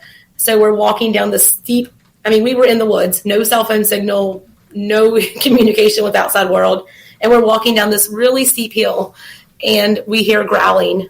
But it was like this dark, deep growling, like snarling, and it was right beside of us. And we didn't see anything. We heard 2 of them, then we heard them running and just growling, and there was nothing there. So we all kind of did what anybody else would do and just ran. I did go back looking for it. I went back to look and see if I could find prints. You know, are there going to be paw prints? Are there going to be any kind of tracks from these animals? Am I going to hear it again? So I went back to see if I could find it again or hear it again. There is a little bit of growling toward the end of my video that it's very faint, but I definitely do think it's there. It could have been a hellhound. I'm not sure. Hellhound. That just sounds scary. Yeah. Have you seen them? I think that could have been what that was rather than a dog man. But then when I did go back on the spirit box, we got hellhound, dog man, wolf man. All this stuff was coming through. Bigfoot. This place is like loaded with just a lot of stuff, but you know, they're out in the middle of nowhere. There's a lot of woods, you know, when you have all these mountains and woods, you know, and you put a road or 2 in between, somebody's going to see something eventually, you know, you're isolated. Fishbrella Corporation is asking, have you ever seen the Black Hat Man? I have not seen the one that people talk about, like on TV shows or stories. I know what you're talking about. I have not seen that one, but I have seen spirits that wear hats. I don't know if that's like a human spirit or just a certain one that goes and kind of torments people, kind of like an old hag. I'm not sure about that one. I'm just, those things bug me. That's what kind of irks me, gets the tingling going down my spine. All right, let us go on to another question here. Another one from Game Vet. Can a ghost or spirit take physical human form? Yeah, they can absolutely. You could see them. There's been times I've seen them just like I'm looking at you. They're, I mean, at the restaurant, for example, we're eating, ordered some wings, and we're sitting there, middle of the day, having lunch, all of us there. And I'm sitting at the edge of the booth, and I look over, and there's this big man standing there, and I screamed so loud, everybody stared at me, and then he was just gone. He ended up following me home. He passed away from heart trouble and been sick a couple years ago. But he had blue mechanic pants on. They were dirty. His shirt was dirty. He had a maroon shirt on. It was dirty. And he had a kind of like a big belly that hung out of it. And his face was blurred too. I could not see his face. But he was just kind of like, hey, here I am. He wanted help is what he wanted. And I offered that to him. Did he take it? Yes. Yeah, he was just really sick and in bad health and passed away. He worked on cars for a living. He just didn't take care of himself. And I think he kind of, at first he was like, didn't want to accept that he had died. You know, a lot of them do that. It scares them. But I talked to him and got him to cross over, and he was good. Right on. I even have I don't even know if it's on my channel or not, but I was recording one night when I was out there talking to spirits, and I was out in my yard, and it was dark, and I have it just on regular audio. This man, when I'm trying to cross him over, he says, I see it. I see the light. You can hear it plain as day. I've got a lot of cool audio like that. All right, let's move on. We got about 90 seconds. We got time for one more question from Gloria. Have any of the spirits shared with you if they have seen heaven? I've had spirits tell me that they've seen Jesus. Yes. I've never had any tell me that they've seen hell. Okay, hell might be here on earth. We're energy. So I've never had any say that they've been to hell. I think all spirits, all souls have the chance to go and heal. As unfortunate as that sounds, especially for people that do really bad things in life, everybody has a chance to go heal, from my understanding. All right. Maybe we can... No, we'll wait. We'll wait for Dawn's question. I have a few more questions from our audience as we continue on. We have Amber's Paraworld here for another 30 minutes on Spaced Out Radio. You can check her out on her YouTube channel. She got over 26,000 subscribers and followers on TikTok as well, where her paranormal videos are absolutely amazing. And if you're on TikTok, you definitely want to check them on out. I would highly recommend you do so. And coming up at the top of the hour, in hour 3, we have the Swamp Dweller giving us another spooky story. We'll have Fedora John with the UFO report, Shirky Poo's news, and the thought of the day. Man, the next 90 minutes are going to be jam-packed. I hope you're enjoying this tonight as much as I am. Amber's Paraworld, her experiences, your questions continue on Spaced Out Radio through the next half hour. Stay tuned.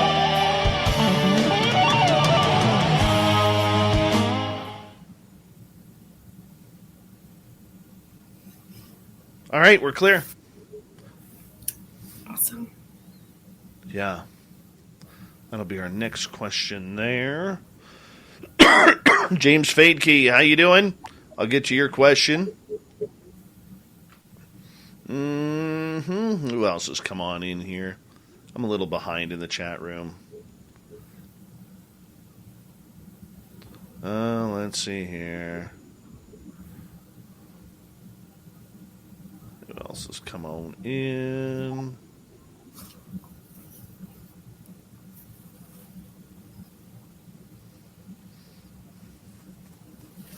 Rocket 9, good to see you. JKGN, nice to have you here.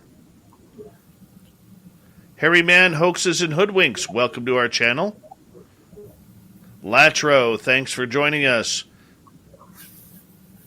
The Gorgeous Jan, nice to see you back. Lots of people came in. Who else? I is looking. My Gypsy Road. Can't take me home. Welcome back. Fabster, congratulations on your team's Super Bowl win yesterday. Appreciate it. I think he's still drunk. Probably is. He won't even be insulted that I said that.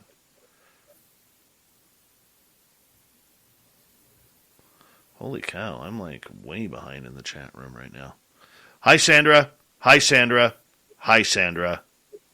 Lovely Lavira, welcome back. All right, we're caught up here. When we get through to the next half hour, just stay tuned while we go into break, and then I will... Blanchard Gold has been in the precious metals and rare coins industry for over 45 years. When you purchase from Blanchard Gold, we'll store your precious metals or send securely in discreet packaging. Trusted by 500,000 customers since 1975, Blanchard Gold has a Better Business Bureau rating of A+. Buy today and use promo code FREESHIP to receive free shipping on any order. That's promo code FREESHIP to receive free shipping at BlanchardGold.com. 15 minutes could save you 15% or more. Wait a minute. I've heard that before. That's the note Jeremy wrote to me in my yearbook in the 6th grade. How'd you even know that? Because it's from Geico. Yeah, wait, here it is. Dear Luke, have a great summer. P.S. 15 minutes could save you 15% or more. Love, Jeremy. Geico's had this tagline for years, because we help save people money. So wait, you're saying Jeremy copied you? Yeah, that actually does sound like something the J-Man would do. Geico. 15 minutes could save you 15% or more. We'll say a proper good night to you. Mario Panopoulos, how are you? And who else just came in here? Where'd it go? Magnus, what's happening?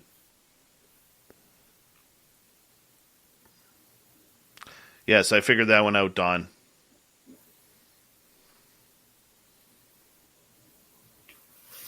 Armand Zune. I'll be here Zune.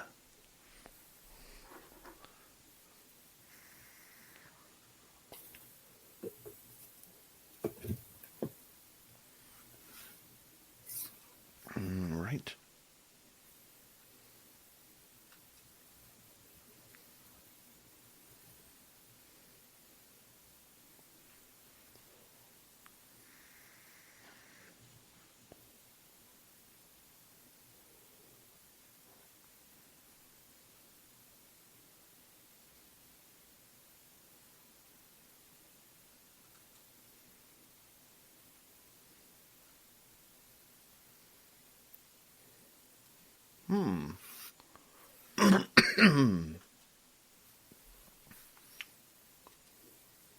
Having fun, Amber?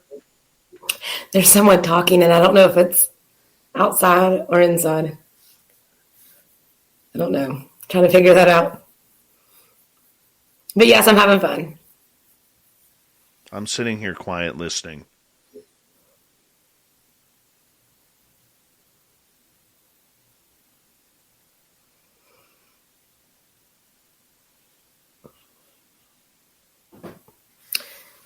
This has been a good night. Hopefully I'm not boring everybody. You have a man to your right. Kind of off camera. Who? You. Me? Yeah. Over here? Yeah, but this way. So, for instance, this is my right. It would be like over here. Did you hear that? Yeah. The door just slammed. There's no one in this house but me. Awesome. Like I said, we're across from the cemetery, so. The last time I was here by myself, middle of the day, I kept hearing banging in the closet, and I'm like, what is going on? I recorded it, too. I'm like, what is this? It was crazy.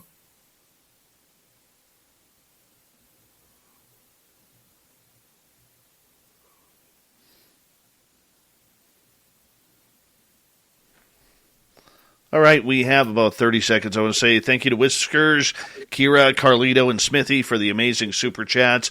It's a wonderful way to support what we do on this show on a nightly basis. Big thank you to everyone who has so far signed up for Canada's Great Unknown. That's our new YouTube channel for me and Merle. I put the link in the chat room if you haven't signed up already. And both Lynn Wallington and I will be speaking at UFOCon 2022, March 25th through 27th in San Francisco. We'd love to see you all there before the big Vegas party in April. Here we go.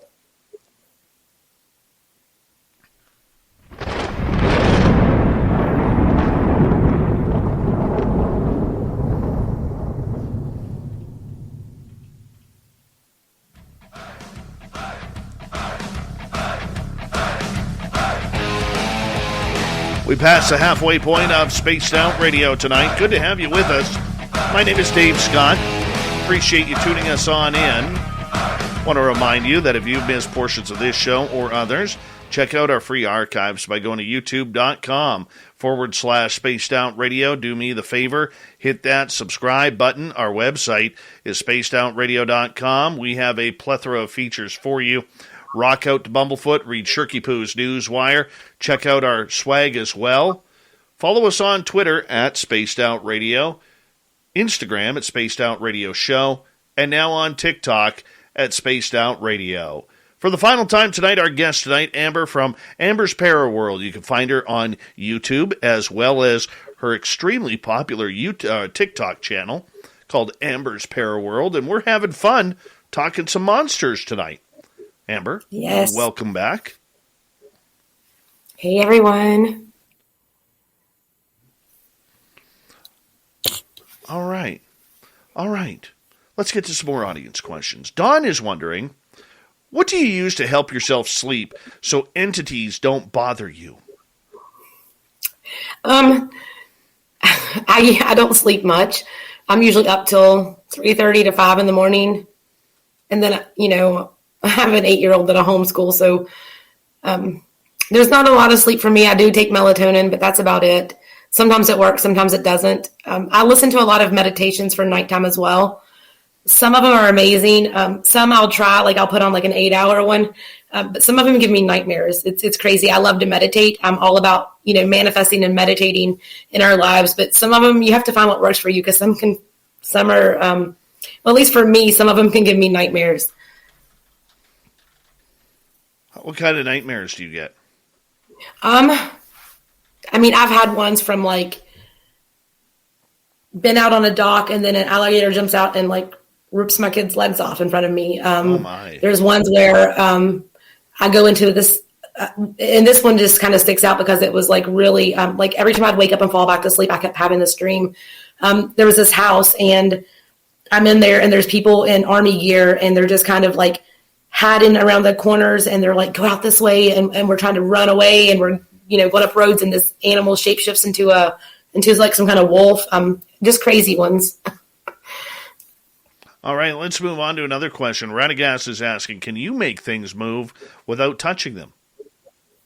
I've never tried, but probably not. James is wondering, can you ask Amber if she's ever communicated with a Bigfoot using a spirit box? Not getting the voice on there with a spirit box. I did have Bigfoot Woodman come through on the spirit box as far as the name, but I believe that was a human spirit saying that that's what's out there. Like I was talking about earlier, I did communicate with one by talking to him. I think they're awesome. And I do think that they're more of a spiritual type being. When you put that they're in the woods all the time, people forget that trees, even though they produce oxygen, they also have the ability to take negative and make it positive. And there's also different ones like pine, mahogany, oak, maple. They all have special abilities, and those abilities can be manifesting. These abilities can be protection, grounding. There's all kinds of abilities that trees have that people don't know, that or don't realize. And when you put these cryptids in the woods with all this positivity and these amazing elements, I think a lot of cool things can happen. And, they're using this to communicate with us and with trees, and they're communicating with, other species and other life forms. And I don't know, I think that they're just, they're amazing. And hopefully people will get to see that, one day. I'm not sure how scientific it's going to be, but people will get to see that. All right, let's move on. I know we got a ton of questions here, so I'm going to race through some of them. 5900 is asking, since there is no time on the other side, could you not meet your last reincarnated self? I'm not sure how that works. I've heard of it happening before, but I'm not sure on that one. All right. Apollo wants to know, is there a connection between ETs and the spirit world? They're definitely on another dimension. So I think anything outside of our realm, what we live in right now, I would consider that like a spirit or another dimension. So I'm sure other people may have different terms for it, but I definitely think so, but not in the same sense as a spirit or a Bigfoot, I guess. All right. Bomber is wondering, have you ever seen a Sasquatch up close and personal? The one that I saw in my woods, the one I was telling you about that like was kind of muscular. I think that could have been him. Like I got a glimpse of him, but I have seen some really good videos and photos from friends that it's undeniable. Big J is wondering, have you ever noticed shadows shifting in the woods? All the time. They're always there. Yeah. Give us a story of one so we understand. It's like just seeing something a little darker, but then you see it walking. I see that all the time. I saw it when I pulled in here. The cemeteries across there, I could just see them walking. And they look just like black shadow figures. I'm sure if I were closer or if it was a little brighter, maybe they wouldn't be as dark. I don't know. But yeah, it's constant movement. A lot of people, even in the chat, probably experience this too, but maybe they brush it off as something else. You know, when you think you see something out the corner of your eye, and then you look and you're like, oh, it must have been my hair or something. You know, start taking it for what it is, because most of the time we're getting signs that way, and people brush it off as they're, you know, they just didn't see it, or it must have been their imagination. All right, let's move on here to another question. This one from Nikki. Have you ever experienced spirits who are of other religions, and have you crossed them over too? I've never had any specifically say that they are of a certain religion. I have had some that don't agree at first about like me praying with them and helping them cross over. And usually those are just the angry ones. So I have not had that personal experience. I think when it comes to going to the light, I could probably just talk them over without praying with them. But I just do that. There's people that do it other ways, but you can also just kind of talk to them and say, hey, you know, look for it, you know, watch this light open up. You know, it's bright, it's warm. This light's going to draw you in. You know, you can talk to them without using prayer as well. All right, moving on. Big J wants to know, do you think Bigfoot originated from Mars? I do not. Like I said earlier, there's been a lot of talk about Bigfoot and ETs related, but I do not believe that. All right. JKGN is wondering, what has Bigfoot communicated with you outside of that they don't like being called Bigfoot? Yeah, they don't like Bigfoot or Sasquatch. They like to go by their actual name, and they each have individual names just like we do. They did say they didn't like, the one I talked to did not like aliens. They don't want anything to do with them, but they did like the Fae. I didn't take this conversation very far at first because I didn't want to start out and just bombard with questions. If that makes sense, I wanted to kind of ease into it. So I do plan to have another session. I tried another one after that, and I really couldn't hear him as well. So I kind of ended it there. I kind of have to be in the right frame of mind as well with meditation before I can, you know, I need to do this. Nicola wants to know, do you think you have a skinwalker on your property? I do not. I don't think it is, but there's just a lot of stuff out there. I mean, I've seen things, and I don't even know what they are, that will crawl on the ground like spiders or snakes and slither up trees, and they're not demons either. I don't know what they are. Nikki would like to know, how many spirit guides do you have, and do you know all of their names? I do not know their names. I'm not sure how, I know some people can meditate and find out. That's just something I haven't done yet. Like I said earlier, it's hard for me to have quiet time. I'm very busy at home. I have a farm and I homeschool, and I'm just always busy. So for me to have that quiet time that I really need to do something like that, I haven't done that yet. I do want to do that, but I do not know. All right, and let's move on to Doris's question. Do spirits bother your animals? Yes, I think they're curious about them.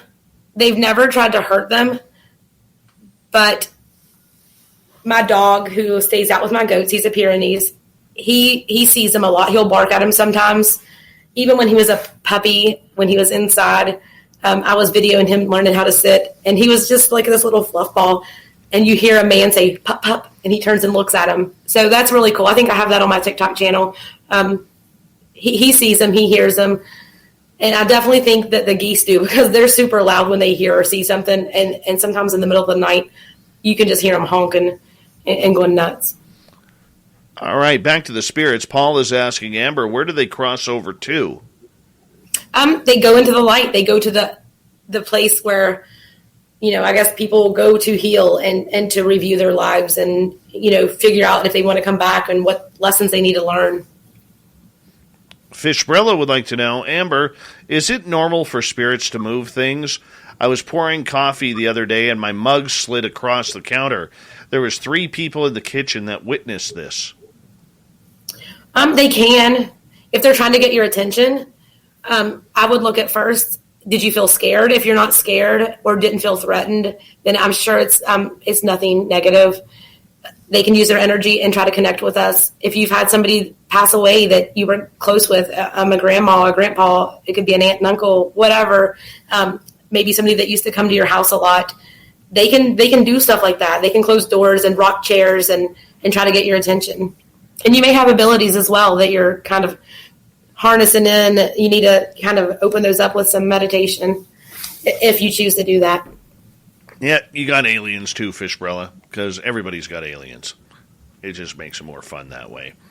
James is wondering, Amber, do you think orbs are related to Bigfoot somehow or something different? I'm not sure. I think they could be. I mean, I don't think we could really say that something is not possible, because with all the things out there, I mean, we limit ourselves enough with saying we can't do things, we shouldn't do things. We can't limit spirit or cryptids. That's out of, I think that's out of our ability to do that. I definitely think it's possible. I mean, the same energy that's in me, that's in Dave, that's in everybody else, that same energy is in trees, it's in all the animals, it's in cryptids, it's in spirit. We have that same life energy it's in everything we love. So I think it could happen. All right, let's move on to another question here from our audience. This one comes from, let me check here. Where'd it go? I lost it. Son of a gun, I lost it. I will ask you a question then while I'm searching for some audience questions here.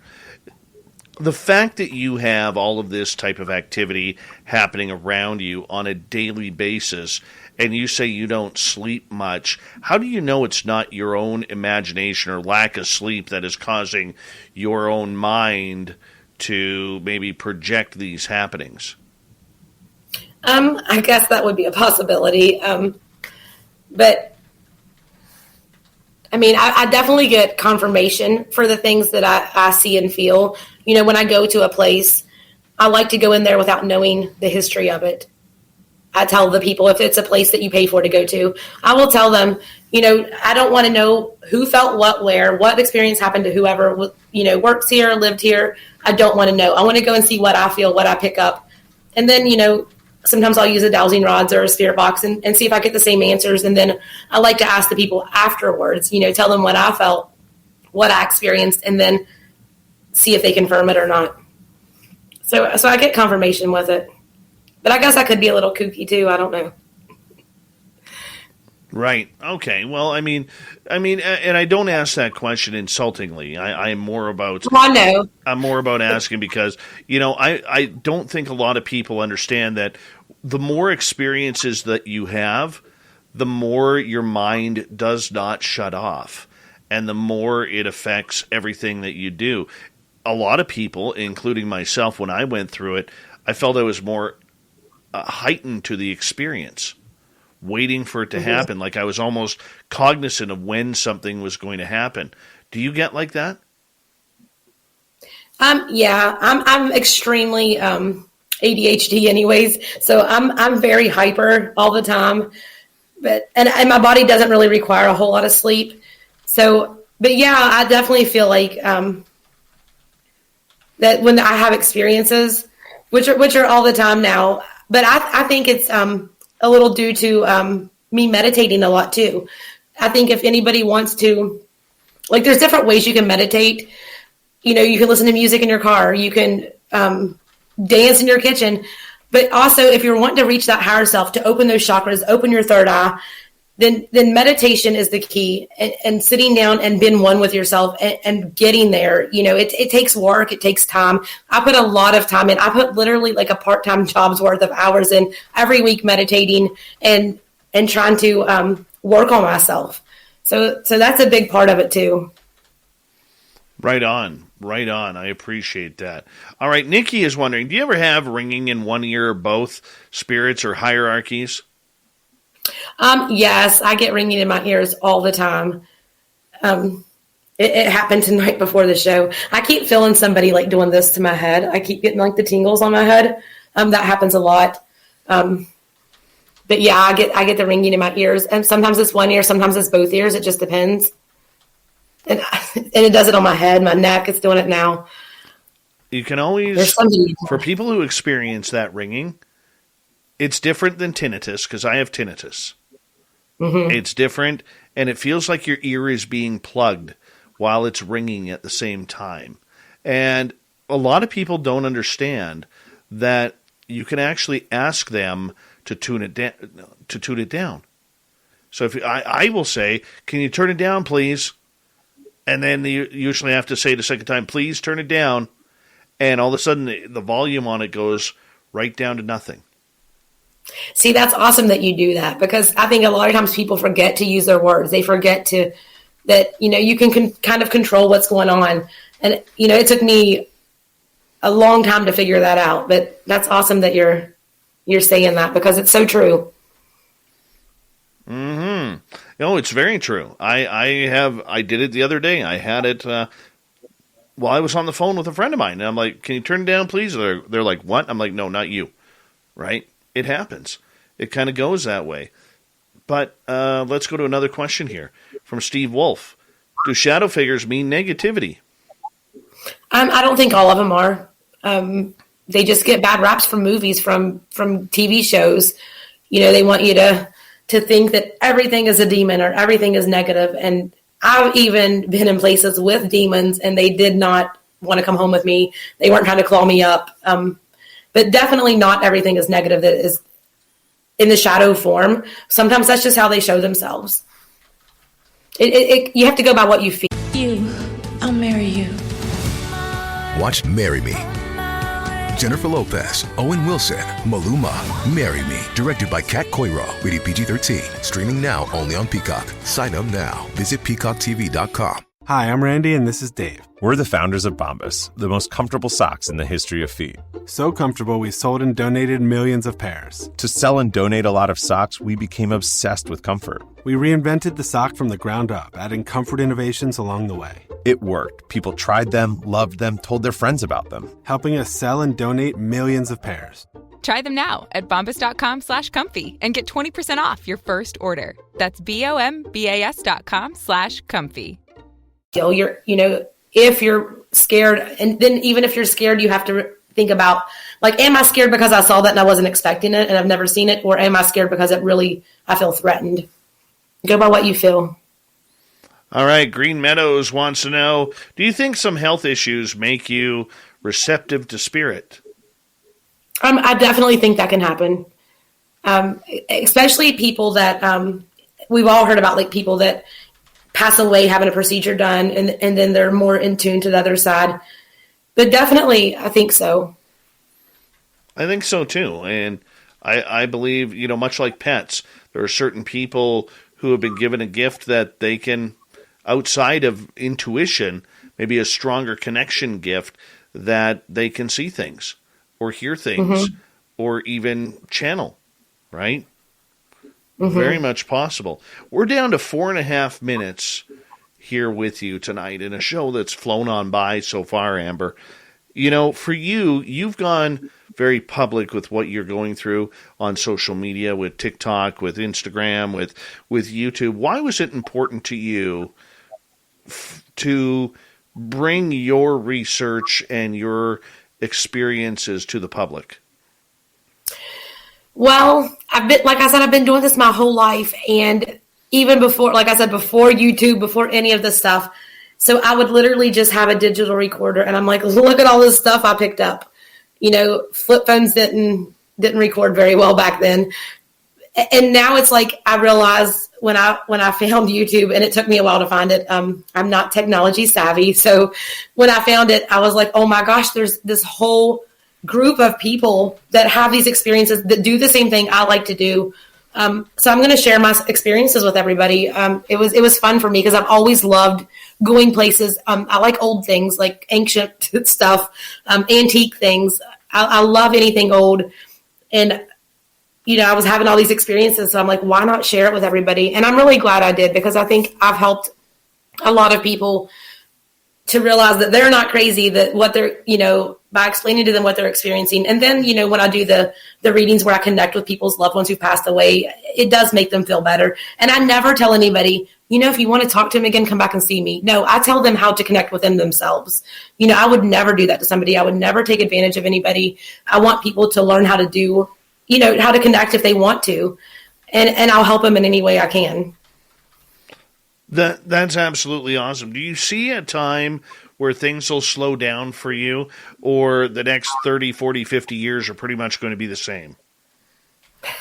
I will not see 50 more years, but I don't know. I mean, it just, wherever this roller coaster of life takes me, whatever is meant for my path. But I definitely think that I'm doing what I need to be doing right now. I think a lot of people don't follow their true self, like what they really want to do. To anybody in the chat, like, what do you really want to do with your life? Are you happy with what you're doing now? And truly happy? And I always use the example, like a family of doctors, and the son grows up and he doesn't want to be a doctor. Maybe he wants to go sell turnips on the side of the road, grow his own food. But he goes to school to be a doctor because his family told him to. They want him to do that. So at that time, he's living his life for what they want, not for what he wants. So I think there's a time in our lives where we have to stop and look at what we're doing in our life, who we're around, who we're allowing our energy to be used by, and make that decision. Are you going to live your life and make yourself happy and do what makes your heart happy, what makes your soul happy? Or are you just going to kind of spend the rest of your time, hating what you do? Well, it could be anything. It could literally be anything. 90 seconds left. Do us a favor. Tell everybody about your channels and where they can find you and get a hold of you. So I'm on TikTok under Amber's Paraworld. I go live on there. I try to do once a week, but usually it's like once every couple of weeks, and I do live readings on there. It's not scheduled. It's just kind of a spur of the moment. On my YouTube channel, I do readings every month. Those readings are free. I can do private readings. You can email me. My email's on my YouTube channel. But I'm very interactive with my subscribers. And, I kind of have a little bit of everything: paranormal, mediumship readings, dog man, Bigfoot, whatever. I have a little bit of everything. And it's something you continue to enjoy to do, is meeting Absolutely. People, interacting with people, and having fun with it. It's a beautiful thing. It's a very, very beautiful thing, Amber. And I want to say a big thank you for coming on Spaced Out Radio. You were absolutely wonderful, and I think you were fantastic. And the one thing I love about you, you're just doing it for you. And I think that's important. Sure, you have messages for other people and you help out other people, but in the end, you know what this is about. It's about for you and your communication and building that up. And I think that is wonderful. There's no hidden agendas there. No. I would agree. This is exactly what you see is what you get. Well, I think it's wonderful, and you continue with your success, especially on TikTok, coming up to 27,000 subscribers. Coming up next on Spaced Out Radio, we're going to go into the swamp. The fedora-wearing John Hudson will be back, and we got Shirky Poo's news and the thought of the day. A jam-packed final hour coming up on Spaced Out Radio next.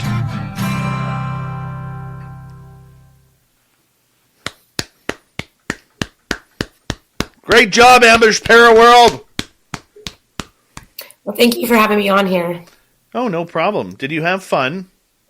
Yes. I've been I don't know. This has been on my bucket list since last year. I'm like, I've got to be on that show. Thank you so much for having me. We got you on. We're going to do it again. That was fun. Oh, I would love to do it again. Absolutely. Yes. Yes. We will talk soon because I do have some questions that I want to ask you about my own stuff going on. Okay. Yeah, if you're cool with that. There's been I don't know who this is, but I keep seeing a guy with a really long beard. I don't know who he is. I don't know. I don't know either. He's got a long beard, but I think he knows you. Could it be that gnome? No, it's not that. I don't know. I love that gnome. Love that gnome. I don't know. I'm waiting for my ET experiences to come on back.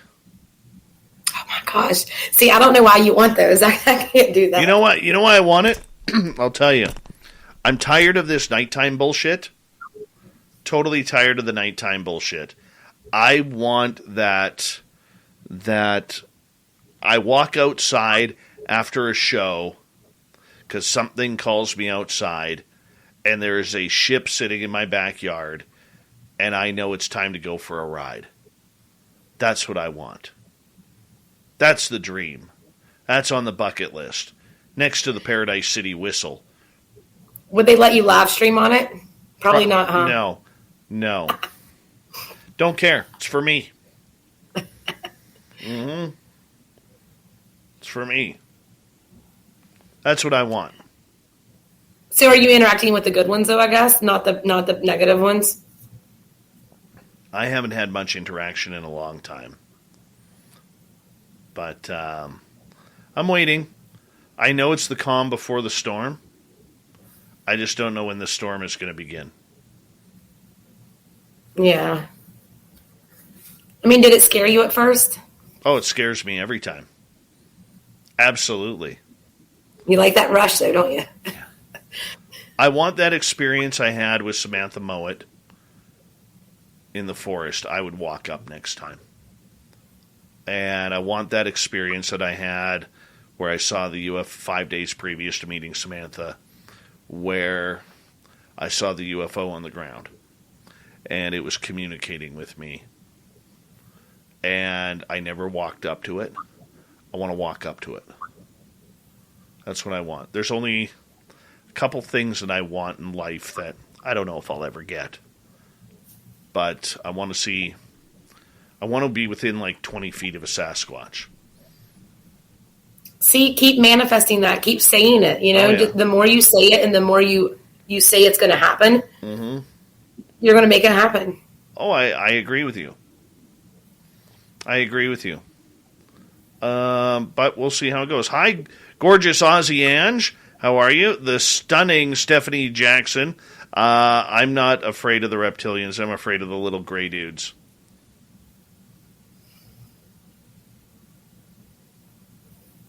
You see, when you astral travel and you get into that other realm, you see a different persona of who you are. And that's what either makes them afraid or makes them come around.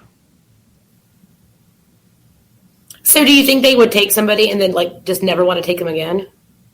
Yeah. They did that with my son twice at infancy. Yeah. But anyways, I hate to cut off that conversation. Got to run.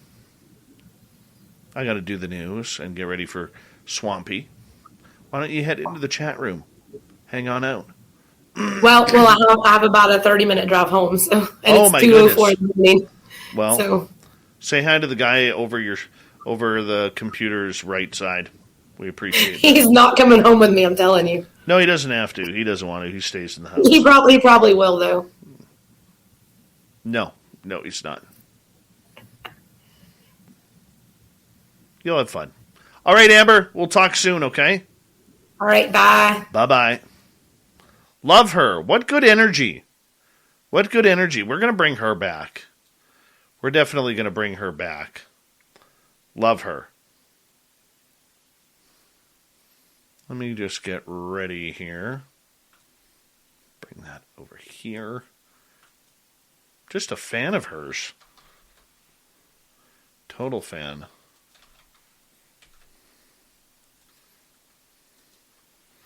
My goodness, I got so many windows open right now.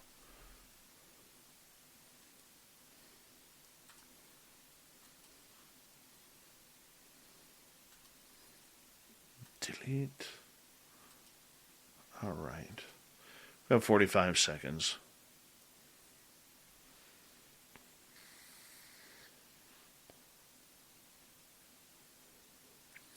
Don't forget, Sir Whiskers, yes, when I want to be.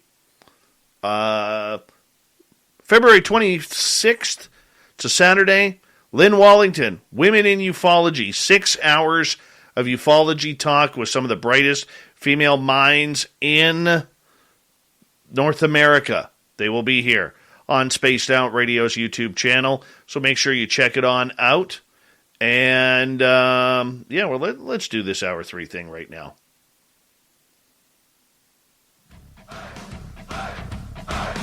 Would you like to connect with us? Head to spacedoutradio.com for all your latest show info. Now, back to Dave Scott and SOR. Hour 3 of Spaced Out Radio is now underway. Good to have you with us. My name is Dave Scott. Thank you for doing what you do and tuning us in wherever you are on this beautiful planet we call Earth. Hello to everyone listening in on our terrestrial affiliates around North America, digitally on TalkStream Live, Revolution Radio, and KPNL. All of our archives are free. Join us at youtube.com/Spaced Out Radio. Do old Davey the favor, hit that subscribe button. The Desert Clam has set the password for tonight in the SOR Space Travelers Club. Sacular. Sacular is your password. Use it wisely, Space Travelers, as the Clam sets the password each and every night right here on Spaced Out Radio. Our website is spacedoutradio.com. We have a plethora of features for you.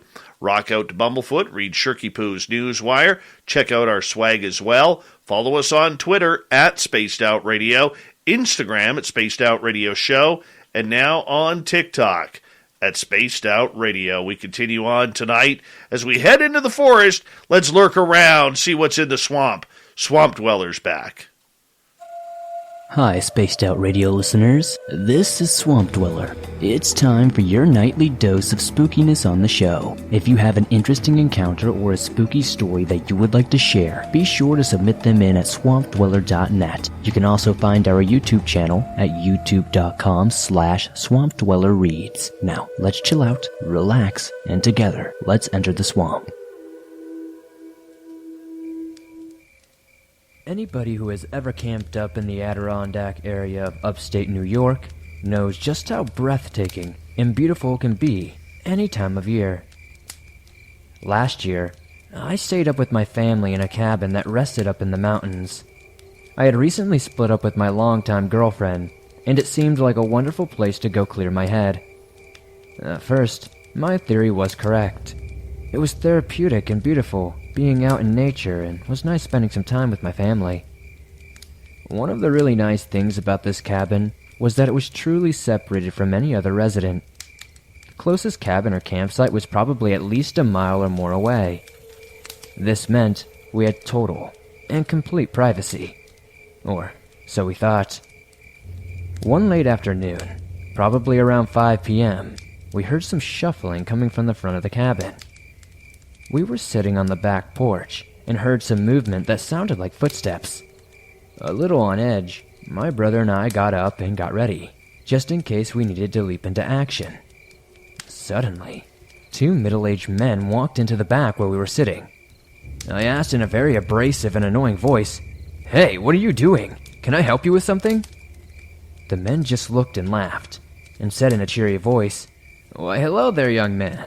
My name is Louis, and this is Tito. We just really wanted to check the view at this place. We have heard so many wonderful stories." The man seemed nice, but something just did not seem right to me. I still looked at them with an uneasy feeling in my stomach, but my mother, who is a very friendly person, made small talk with the man. Perhaps the most unsettling thing of this entire interaction was the friend named Tito, who was just standing and looking around at the house, with seemingly no facial movements or anything. Louis was charismatic, smiled a lot, and made lots of eye contact, where Tito was almost the opposite. After several minutes of just random small talk, they vanished back into the woods. I was not a fan of this at all, and quickly let my family know about it. Where were these guys coming from anyways, I thought. As I stated previously, the closest place was probably more than a mile or so away, and that place belonged to the guy who owned the cabin we were staying in. So, Louis and Tito must have been hiking for a little while to get to our cabin, which is not unlikely up in the Adirondacks, but something was off about the entire interaction. It bothered me all night. Around 11 p.m., my family went to bed, and I sat around a fire with my brother and his fiancée. Every little noise I heard caused me to jump. My brother told me not to worry about it, and I was just worrying too much and to get over it. I pretended everything was okay. But really, I was still uneasy about our unwelcomed visitors. Shortly after midnight, it was just my brother and me around the fire. We decided to let the last few logs burn before we went inside. This is when Louis decided to pay us another visit, but this time he was not so friendly. My brother and I jumped out of our chairs.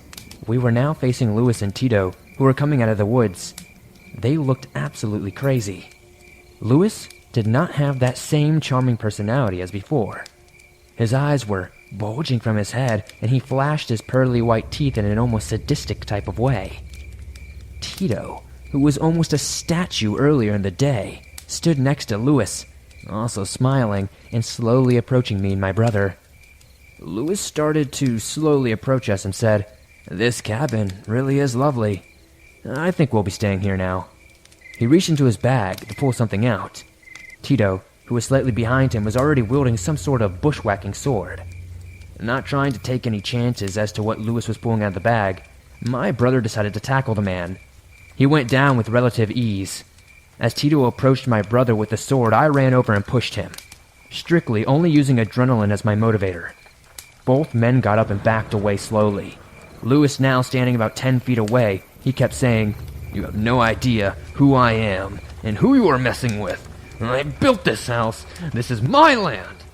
After repeating this a couple of times, Tito finally spoke up as well and said in an almost robotic voice, "We shall have our land back. We must wait for the right time." Tito grabbed the shoulder of Louis, and they both ran into the woods. Remember, this is midnight in the woods, so it was pitch black other than a soft orange light coming from our fire. We put the fire out rather quickly and went inside the cabin and made sure all the doors and windows were locked firmly. My brother and I stayed up all night basically watching the property and making sure they did not return. I have never been so happy to see the sun in my entire life. The next day we went to see the property owner and told him about it. He said he had never heard those two names before and assured me that no Louis ever built the house. The owner, who we are renting the cabin from, told us that he built the cabin 10 years ago. So, who were these two men that claimed they built the cabin? The owner was kind enough to refund us the rest of our nights, and we got out of there. It definitely isn't the worst encounter by any means, but it was absolutely terrifying to go through. You never know who's going to be creeping around outside, so be sure to always stay safe and lock your doors. Oh, man, can you imagine that happening? We thank the big bad swamp dweller for another great episode of The Swamp here on Spaced Out Radio. Had a good chat with Swampy earlier today. Absolutely brilliant, brilliant man. No wonder he's having such great success on his YouTube channel. Go to youtube.com/Swamp Dweller Reads for more spooky stories. Speaking of spooky, it's time for the fedora-wearing John Hudson in the UFO Report.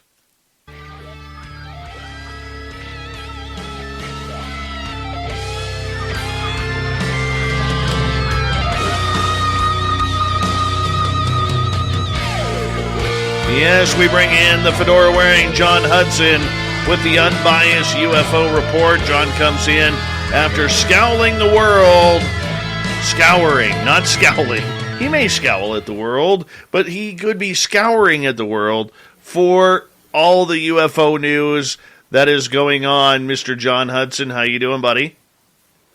I'm doing well, Dave. I'm doing well. How about you, man? I am doing absolutely fantastic.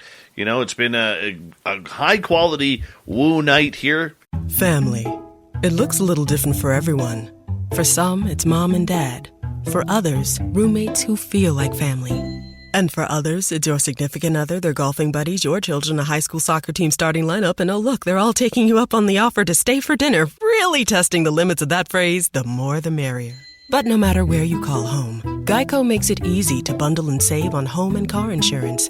Easier than making 3 frozen pizzas and assorted frozen veggies into a cohesive meal. Finding the right person for the job isn't easy. Just ask someone who hired their personal trainer as a caterer. All right, folks, let's keep this line moving. You there with the tongs. Picking up one Duchess potato at a time will not cut it at my catering table. Drop and give me 50. But if you've got an insurance question, you can always count on your local Geico agent. They can bundle your policies, which could save you hundreds. Okay, this is what we call the wild mushroom and asparagus dip, and press. Come on, let's get those plates above your heads. For expert help with all your insurance needs, visit geico.com/local today.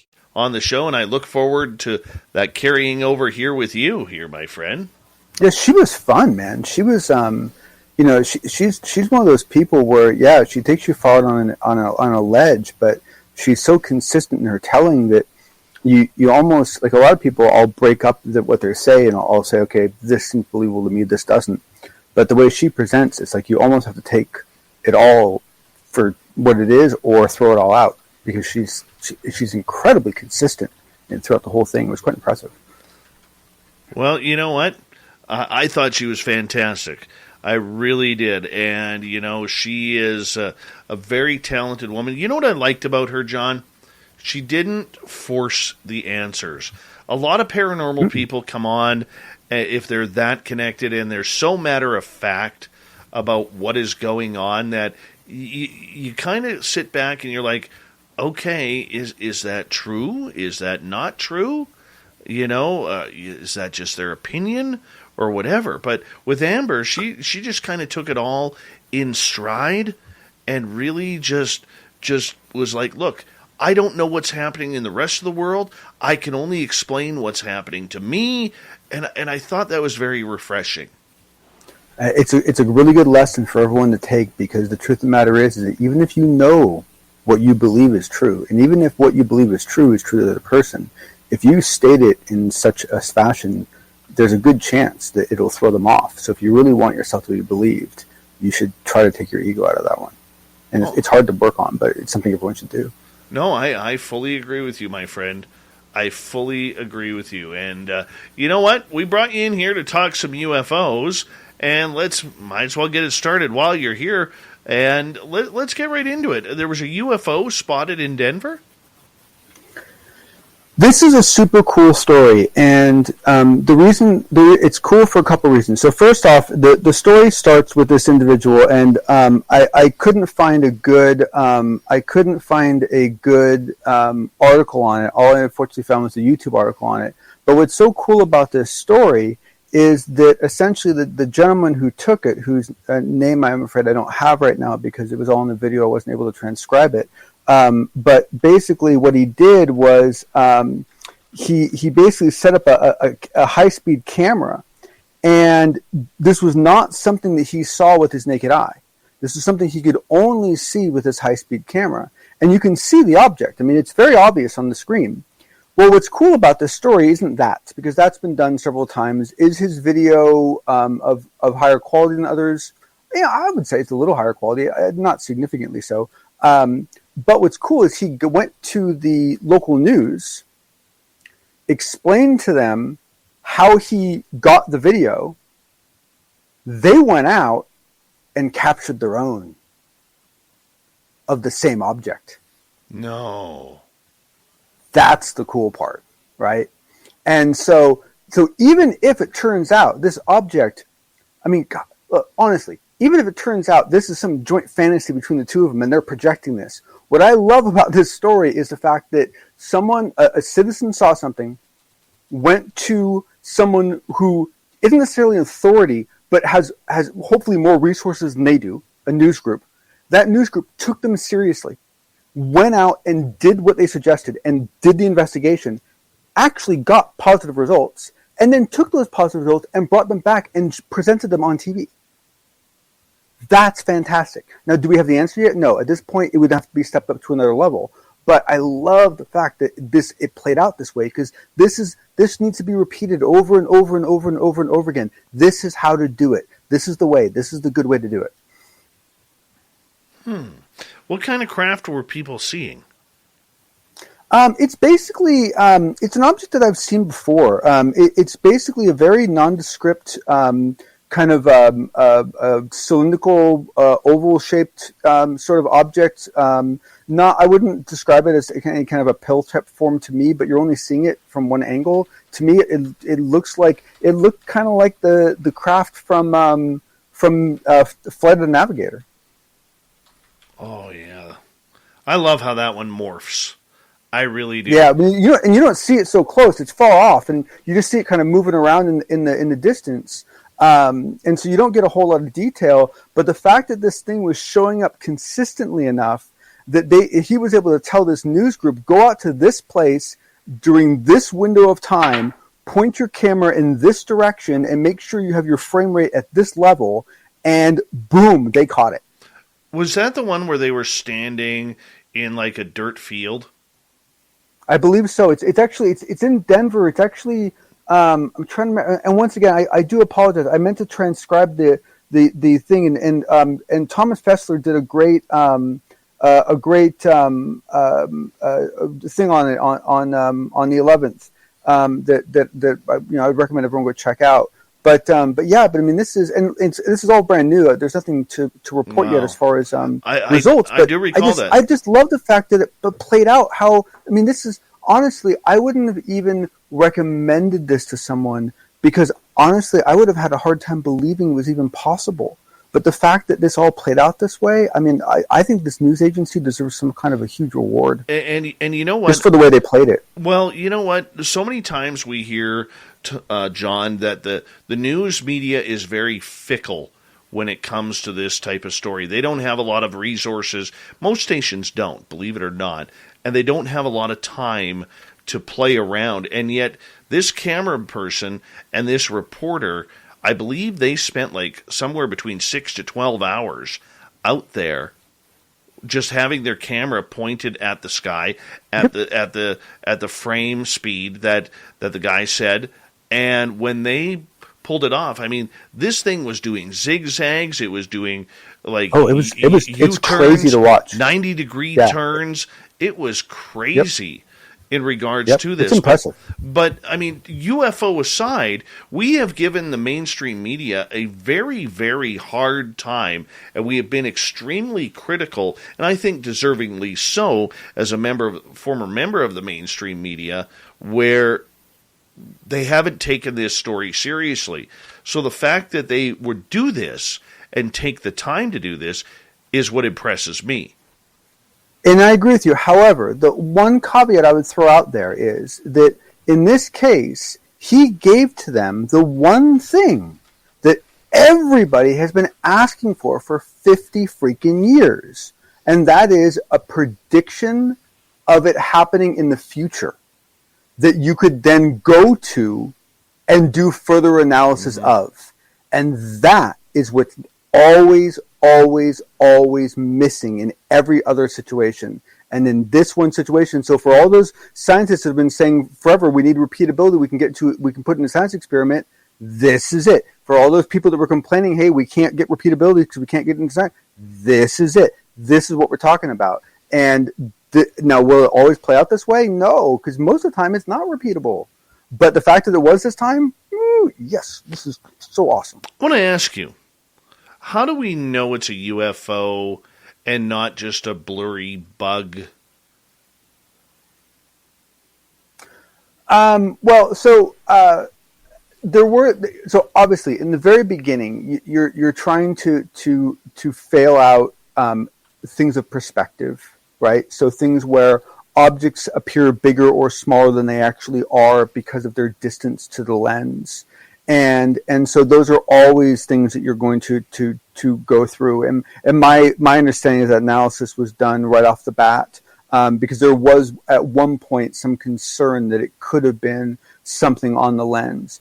But the fact that the news group then got the film too, with different cameras and different people, I mean, it's like, I mean, it's, and the thing is that, this thing's so, what's so funny is this thing's so blatantly obvious, and then it's not blatantly obvious, because essentially this cannot be seen by the naked eye. They show the film where you see it, and you're watching the film, and there's nothing. And then he slows it down, and pop, it shows up. Did they ask the guy how he was able to predict it? He caught it by accident. Well, I know that, but when he caught it by accident, but obviously when he said you got to go to this spot. I don't remember what originally drew him out there, and I believe that's what you're asking. But I believe he was going there with a regular cadence, and then noticed it, and then went back and saw it additional times, or it was after several events and went back through multiple videos and saw that it always appeared, because I believe it was always between like noon and 3, or between 1 and 3, or 1 and 2. It was kind of like a cable repair guy. He had a window of opportunity. Yeah, but how did he know when and where to tell the reporters? That's what interests me. Like I said, I honestly think it was just that he observed it. That he observed this pattern himself, right? That basically he was filming for large portions of the day, and basically realized that every time he saw it, it was always between this time and this time. And it was always when facing this direction. And so I think he just took that to them and offered it to them as a way of repeatability. And honestly, I'll be really, like, he's just damn lucky. He's just really damn lucky it actually showed up. That just amazes me. Now, do we know if outside of this report, if they have gone back there, either the news crew or this gentleman, to see if it's happened again? My understanding is this is all very current. Like, this has all been happening like within the last 2 weeks. So I don't know if there has been any follow up. I know that there was some attempt to reach out to Denver Airport and I believe FAA and ask about objects that it could have been, and nothing. My understanding is that they don't have any sort of official statement yet from the military, because the thing is that if the military had a vehicle that they knew was going so fast that humans couldn't see it, then they would feel very free to kind of blow it around, as long as it was safe, right? They would feel very free to move it around in populated areas to a degree, because they wouldn't have to worry about it being seen. And maybe they got caught with their pants down. I mean, honestly, for me, very personally, if this turns out to be a military drone, I'm still going to be just as bloody excited, because what we had a process that worked. Well, that's very interesting. And I hope that they don't abandon this, whether it's the media or whether it's this gentleman who caught it at first, because if that is maybe a portal type area where these craft can get in and out, it's something that needs to be investigated further. It needs to be put on the radar. Now, I do believe that this reporter and this television station actually did reach out to NORAD for confirmation on whether or not there was anything in the air, and that came back negative. Yeah, but I believe it was really funny because at that point in the report, and they said they reached out to NORAD and asked if they saw anything like this, and I totally wanted to I realized I wasn't listening to it live, something I could do, but I wanted someone to chime in and go, "Did you ask about fast walkers?" Because remember, I mean, we had that whole problem with NORAD about like them just naming it something else and claiming that they'd never seen anything, and then you give it the right name, and it turned out they had like 11,000 instances of it or something crazy like that, right? So I don't know exactly, but yes, I mean, I agree that the response that they got from NORAD I sounded very legitimate and it sounded very upfront, and to me that almost makes this all significantly more interesting, because if this object is able to operate in that space and isn't being caught or picked up by anyone else except for this one guy that got lucky with a camera, I'm going to guess people want to know about that. We're going to continue on. That's certainly a security issue. Absolutely. We're going to continue on with Fedora John and the unbiased UFO report when we return from the break. So stay tuned. We also have Shirky Poo's news and the thought of the Dave. Lots more Spaced Out Radio coming up in the final half hour next. Stay tuned.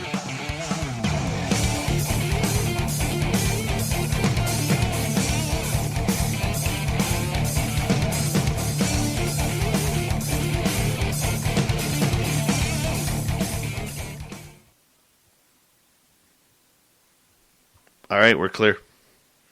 God, can you imagine, Dave, if this catches on, logically, we should be seeing at least one a week of these in America. Yeah. At least one a week, right? And we start seeing that grow. Oh, how cool would that be? It would be awesome.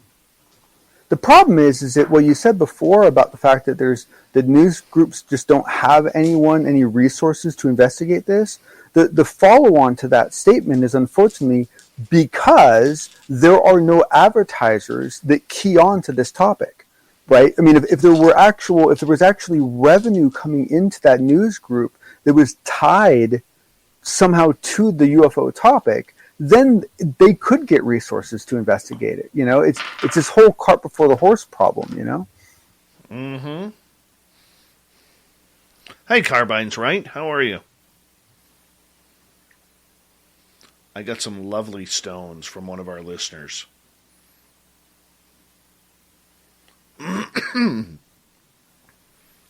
Check these out. Hold on. I'm going to enlarge myself here. Where am I? There we go. So I got Kara, who listens to this show, been a former guest with her and her twin sister. She sent me a bunch of these because they were calling. Twins are scary. Oh, yeah. Oh, wow. This thing is gorgeous. I got the notes on what they all are. There's that one right there. Neat. That one's really cool. This one I absolutely adore.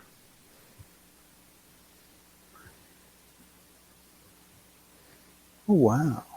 Yeah. So are these all considered to be crystals, or are they all just, or some of them more crystal and some of them are just more stones? This one's a... Oh, yeah. Although, I mean, technically every metal is a crystal. Yeah. What else do I got here? I got, I don't know what this one is. It's kind of cool. Mm-hmm. I got this black one with gray dots all over it.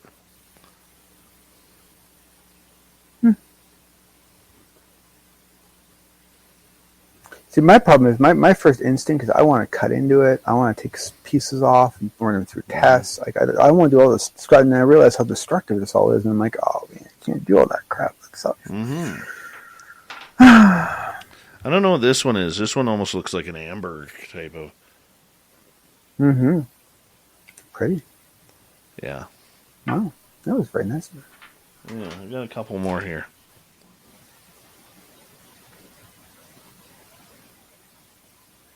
Ooh. I don't know what that one is. Like I said, I got a list of them. And I'm not sure what this one is, but this one almost looks like lemonade inside. That's awesome. Yeah. And there was this one here. What the hell is this? Apache Tears. Right there.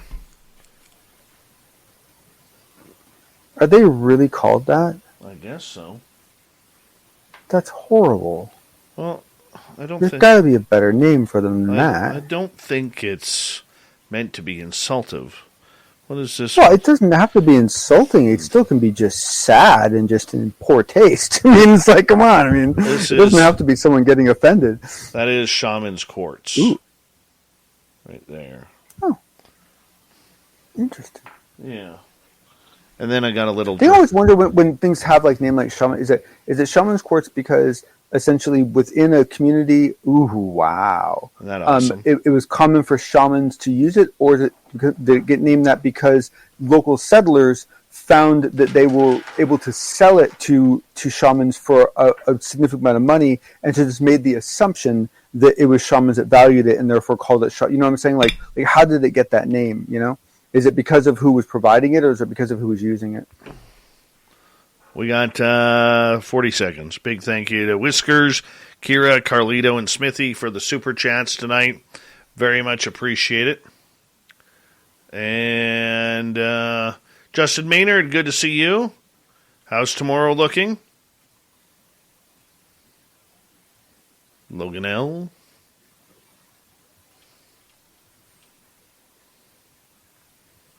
I have to remember that sometimes my daughter logs into my YouTube and I go look and I'm like, what is this? Why are these things in my video history? Why is there Blues Clues on there? Why is there... Yeah, I know. I know that feeling. All right, bud, 10 seconds. 5.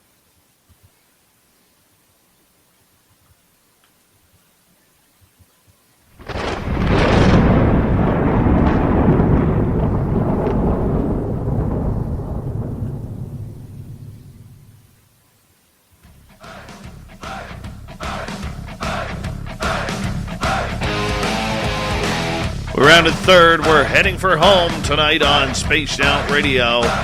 My name is Dave Scott. Thank you so much for taking the time to join us.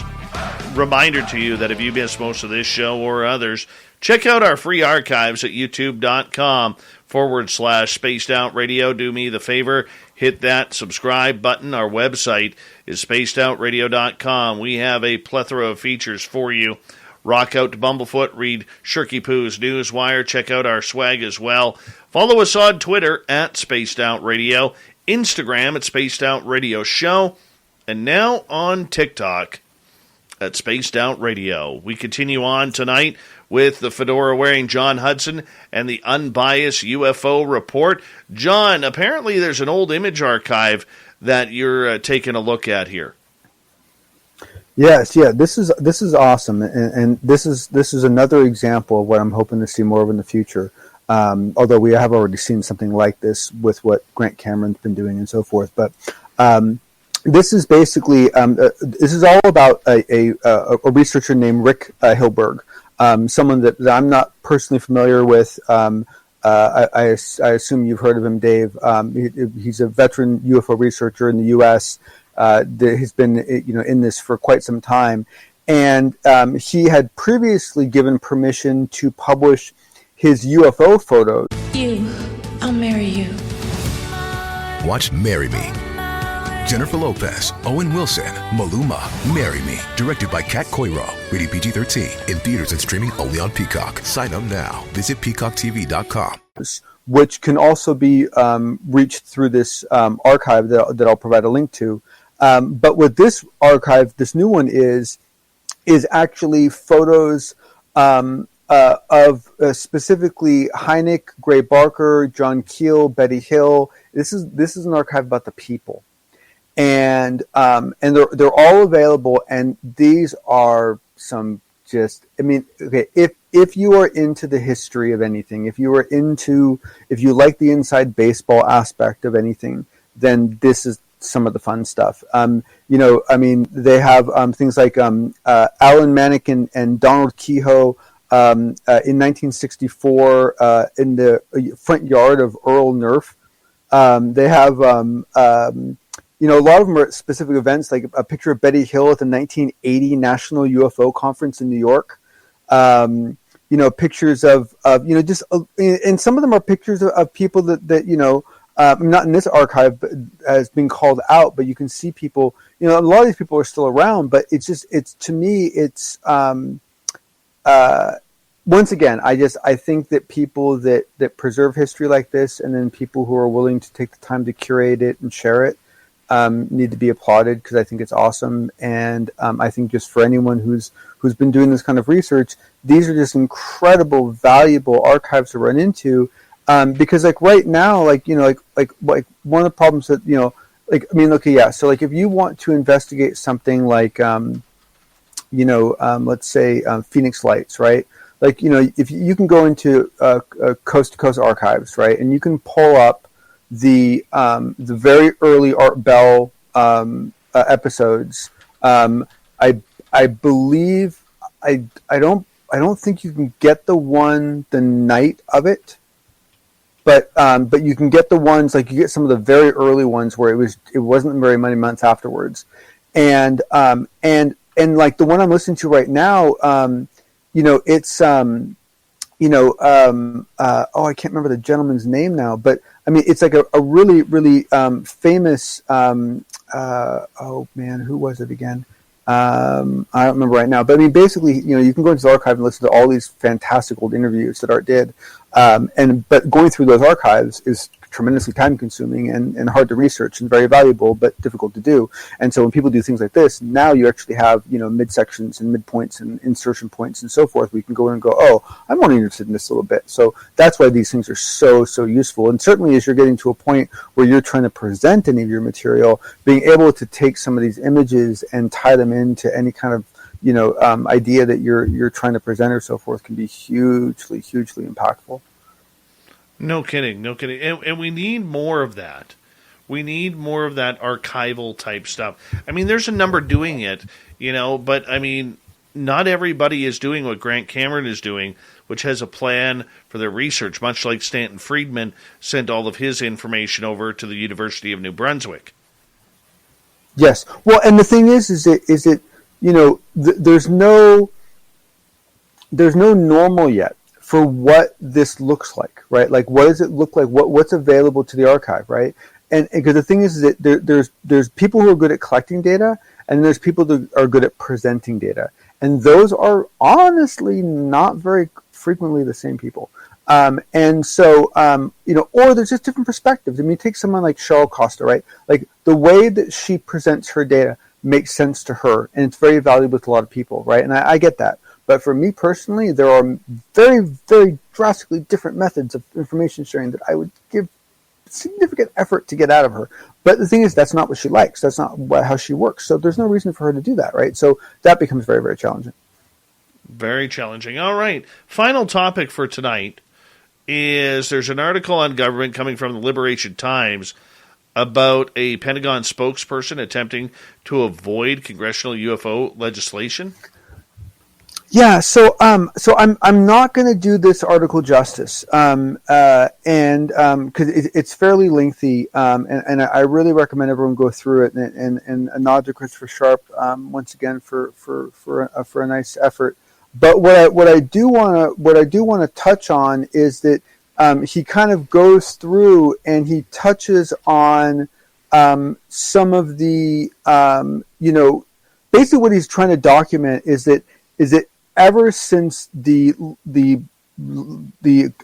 Armed Services Act and everything got signed, there was immediately efforts that appear to have been going on within these different organizations to try to limit, mitigate, avoid basically anything that they can do to essentially free themselves from any requirements that this new legislation is going to put them into. And that in itself isn't okay. That in itself isn't evil. To be honest with you, that's probably what most groups do all the time in government, because you're always worried about getting things dumped on you and not having the resources to take care of it. But in this case, what you have is you have some very kind of specific things that seem to pull off. So, for example, before the ink had even dried, on December 29th, Roger Gassel corresponded with the Department of Defense spokesperson Susan Go regarding, is it Go or Go? How do you pronounce it, Dave? Do you know? Some people call it Go, some people Goff. I don't know. Okay. To me, it's Go, but because to me it's like Van Gogh. But if I hear differently, I'll change it. And I apologize, Susan, if I'm wrong. Regarding the NDAA language requiring the establishment of an unidentified aerial phenomenon office, and within the correspondence, Go seemed to confirm that the office would sit within its Airborne Object Identification and Management Systems group. So basically, the group that we found out about from the Department of Defense playing, coverage, when they saw the bill saying, "Oh, look, we're doing all these things already." The groups that they claimed they existed, it appears that they're trying to shove this new unit into that group, which is not in the spirit of the legislation by any means. And basically what he does is he does a really good job of doing this point by point by point, showing like all the different things that were either dropped or reinterpreted or changed or in some way. I mean, he lays out a very, to be honest with you, it's a little depressing if you read it, because it really, it's good, but it really shows that there is a tremendous amount of there's a tremendous amount of effort going on to limit the effectiveness of this legislation. Right. Okay. Quick question for you. Carbines is asking, has anyone debated Chris Mellon's Barbarians Inside the Gates comment that he made on another podcast? I'm not familiar with that one. What was the? Do you know what the comment was? I don't know. Yeah, no, I'm sorry. I apologize. I wish because actually I'm a little irritated that there's a Christopher Mellon interview that isn't fresh in my memory. So I'll have to dig into that. But no, I mean, if you can give me context, I might be able to comment. But I don't know off the top of my head. Yeah, I don't know. I did not listen to it. But getting back to this article, I mean, this is a pretty damning article that if the Pentagon spokesperson, who is Susan Go, wants to, she has never been a fan of ufology. She has really tried to put the kibosh over the last couple of years regarding Lou Elizondo, regarding his history. She was one of those up close and personal who were apparently in the group getting rid of his emails and his history within the government. They didn't want anything to do with him. I mean, it really does show an evil side of the government. Well, all you have to do is go back and read Susan Go's paper to really understand what her value set is for the government, like why she's there and what she does. Because I mean, she's into a level of I don't want to try to imply that she does direct image manipulation, but I mean she definitely does image management, shall we say? But yeah, no, I mean it's unfortunate because it's okay. So in the case of Christopher Mellon, we have someone who's doing things, but he's doing things because he believes, right? He believes that it's important to get this information out, or he believes that something's real that's being hidden or whatever, right? If you have someone like Susan Go who basically is doing the steps that subvert them, but she doesn't have a strong belief behind that, right? She doesn't have like this conviction behind it that's pushing her. There's a good chance that they won't have the energy to stand up to what's coming.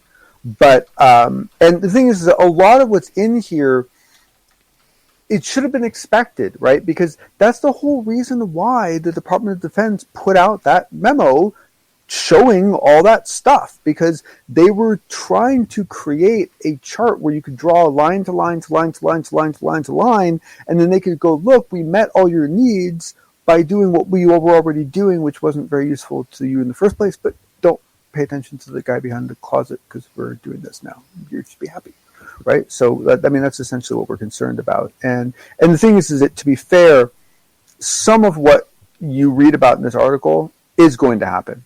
And this is just the way it works. This is just the game that gets played. The challenge is that we need to find the ones that are really, really harmful, and do what we can to mitigate those fast. And that's essentially what Christopher Mellon is doing. And Christopher Sharp does cover in this article some of the statements that Christopher Mellon has made specifically about this process and what he's concerned about. And what becomes very clear to me is that Christopher Mellon is very aware of what's going on and was expecting this to happen. Another great unbiased UFO report from the fedora-wearing John Hudson tonight on Spaced Out Radio. John, thank you so much for a great report, and we'll talk to you soon. Yep. All right, let's get to Shirky Poo's news, shall we? Mm-hmm.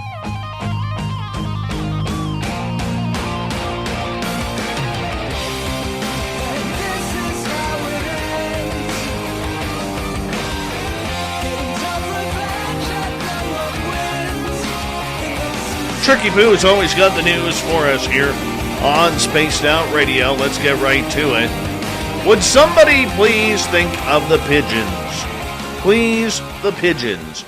A resident in the Bushwick neighborhood of Brooklyn reportedly witnessed the untimely death of a pigeon thanks to an airborne iMac computer. On Twitter, user Human Mel wrote that the Apple computer was thrown out a window by an angry spouse, which landed on an innocent and unsuspecting bird. Took a photograph of the Apple screen, literally flattening the head of the pigeon. Must have died instantly. Walking in Bushwick, and somebody's angry spouse just threw this Mac out the window, killing the pigeon on the way, he said. Could an iMac crush a bird to death? Judging by the picture, Human Mail tweeted, it appears the destroyed machinery could be a 27-inch iMac, one of Apple's largest and heaviest versions of its flagship computers. Some Twitter users found the humor in the morbid situation.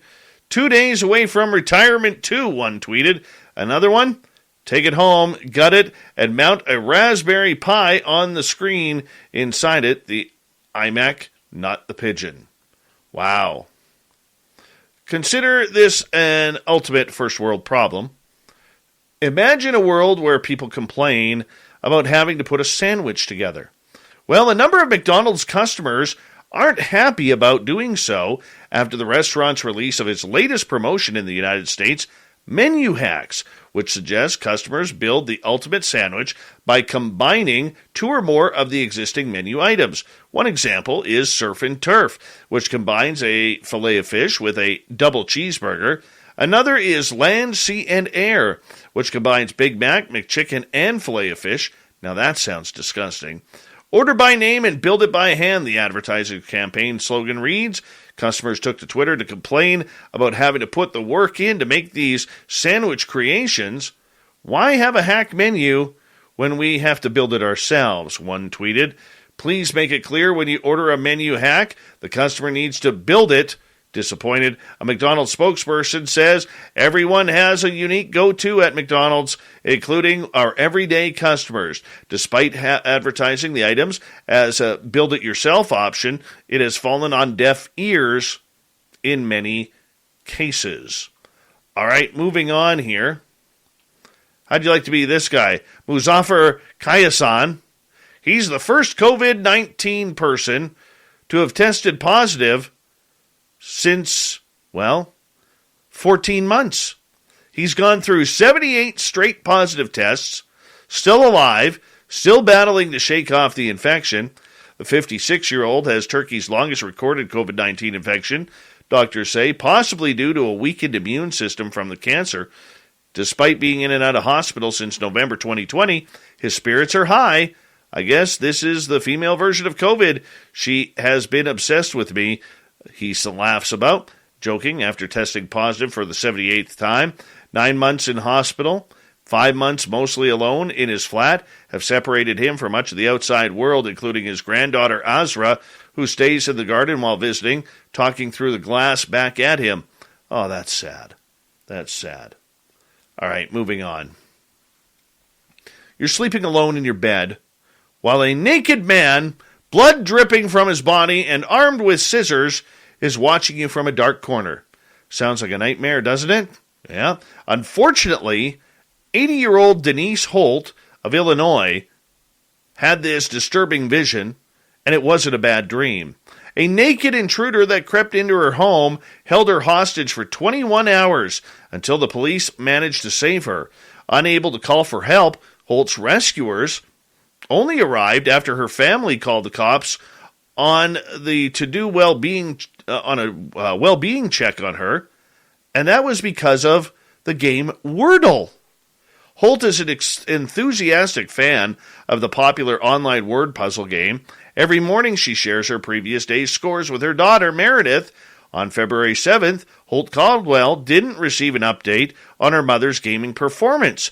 Alarm bells immediately went off in her head, and she called the cops. And it's a good thing she did. Wordle may just have inadvertently saved her life. I won't harm you.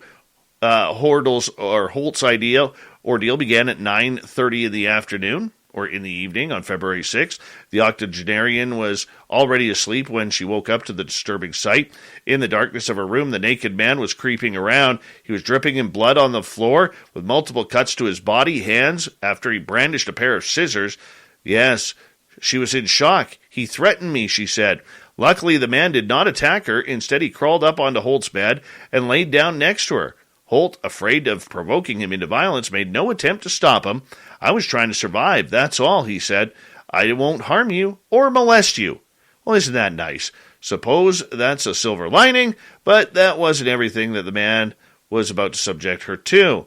Without any clothes on, the man said he was cold and wanted to get under the blankets.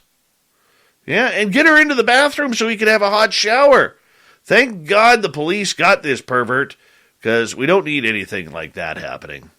And finally tonight, well, maybe we'll have time for two more. Florida police say an alleged Walmart shoplifter threw a hissy fit before hurling a Barbie doll at a store worker's face when she got caught stealing. Happened on February 2nd, store called Winter Haven. Yeah, local police are asking for the public's help in identifying the woman, who they say had green hands and hair, apparently from a recent dye treatment. Yeah, that went wrong. And she allegedly stocked up on a shopping cart with food and groceries and moved it to the self-checkout area, where police say she lingered for about 15 minutes before trying to leave with the items. The video showed 4 employees trying to stop her. Get the manager, Kim, police said. I have an employee discount and I get my groceries for free. The store manager had no manager named Kim. Video shows that she grabbed a boxed-up Barbie, attempted to walk away before turning and hurling it back at one of the employees. Police say it struck the victim in the face and cut her lip. They are now looking for the lady who can throw a mean Barbie doll. I want to say thank you to everybody participating today in our show, listening in wherever you are. Thank you to Shirky Poo for the news, John Hudson for the Unbiased UFO Report, Swamp Dweller for a great story, and Amber from Amber's Paraworld for being just a fantastic guest tonight. We got Mr. Ron Bumblefoot Thal rocking in the background with Little Brother is Watching. Bumblefoot is the official music of Spaced Out Radio, rocking us in and out of every single show. Get your horns up for the guitar god himself. Special thanks to everybody listening in at home, at work, in your cars, wherever you may be. Thank you to everyone in our chat rooms tonight. YouTube, Twitch, LGAB, Revolution Radio, Spreaker, Facebook, the Space Travelers Club, and on Twitter at hashtag Spaced Out Radio.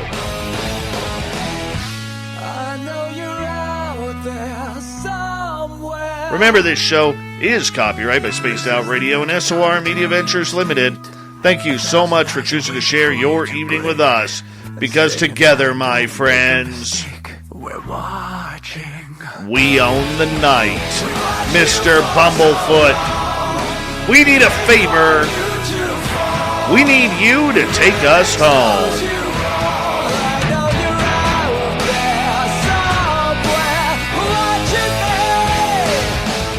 Yes, the Woo Train has docked for the night. But soon, my friends, we shall ride again. Your seats are always available. Your tickets never expire. And if you want to bring a friend, we've got room for them too. Good night.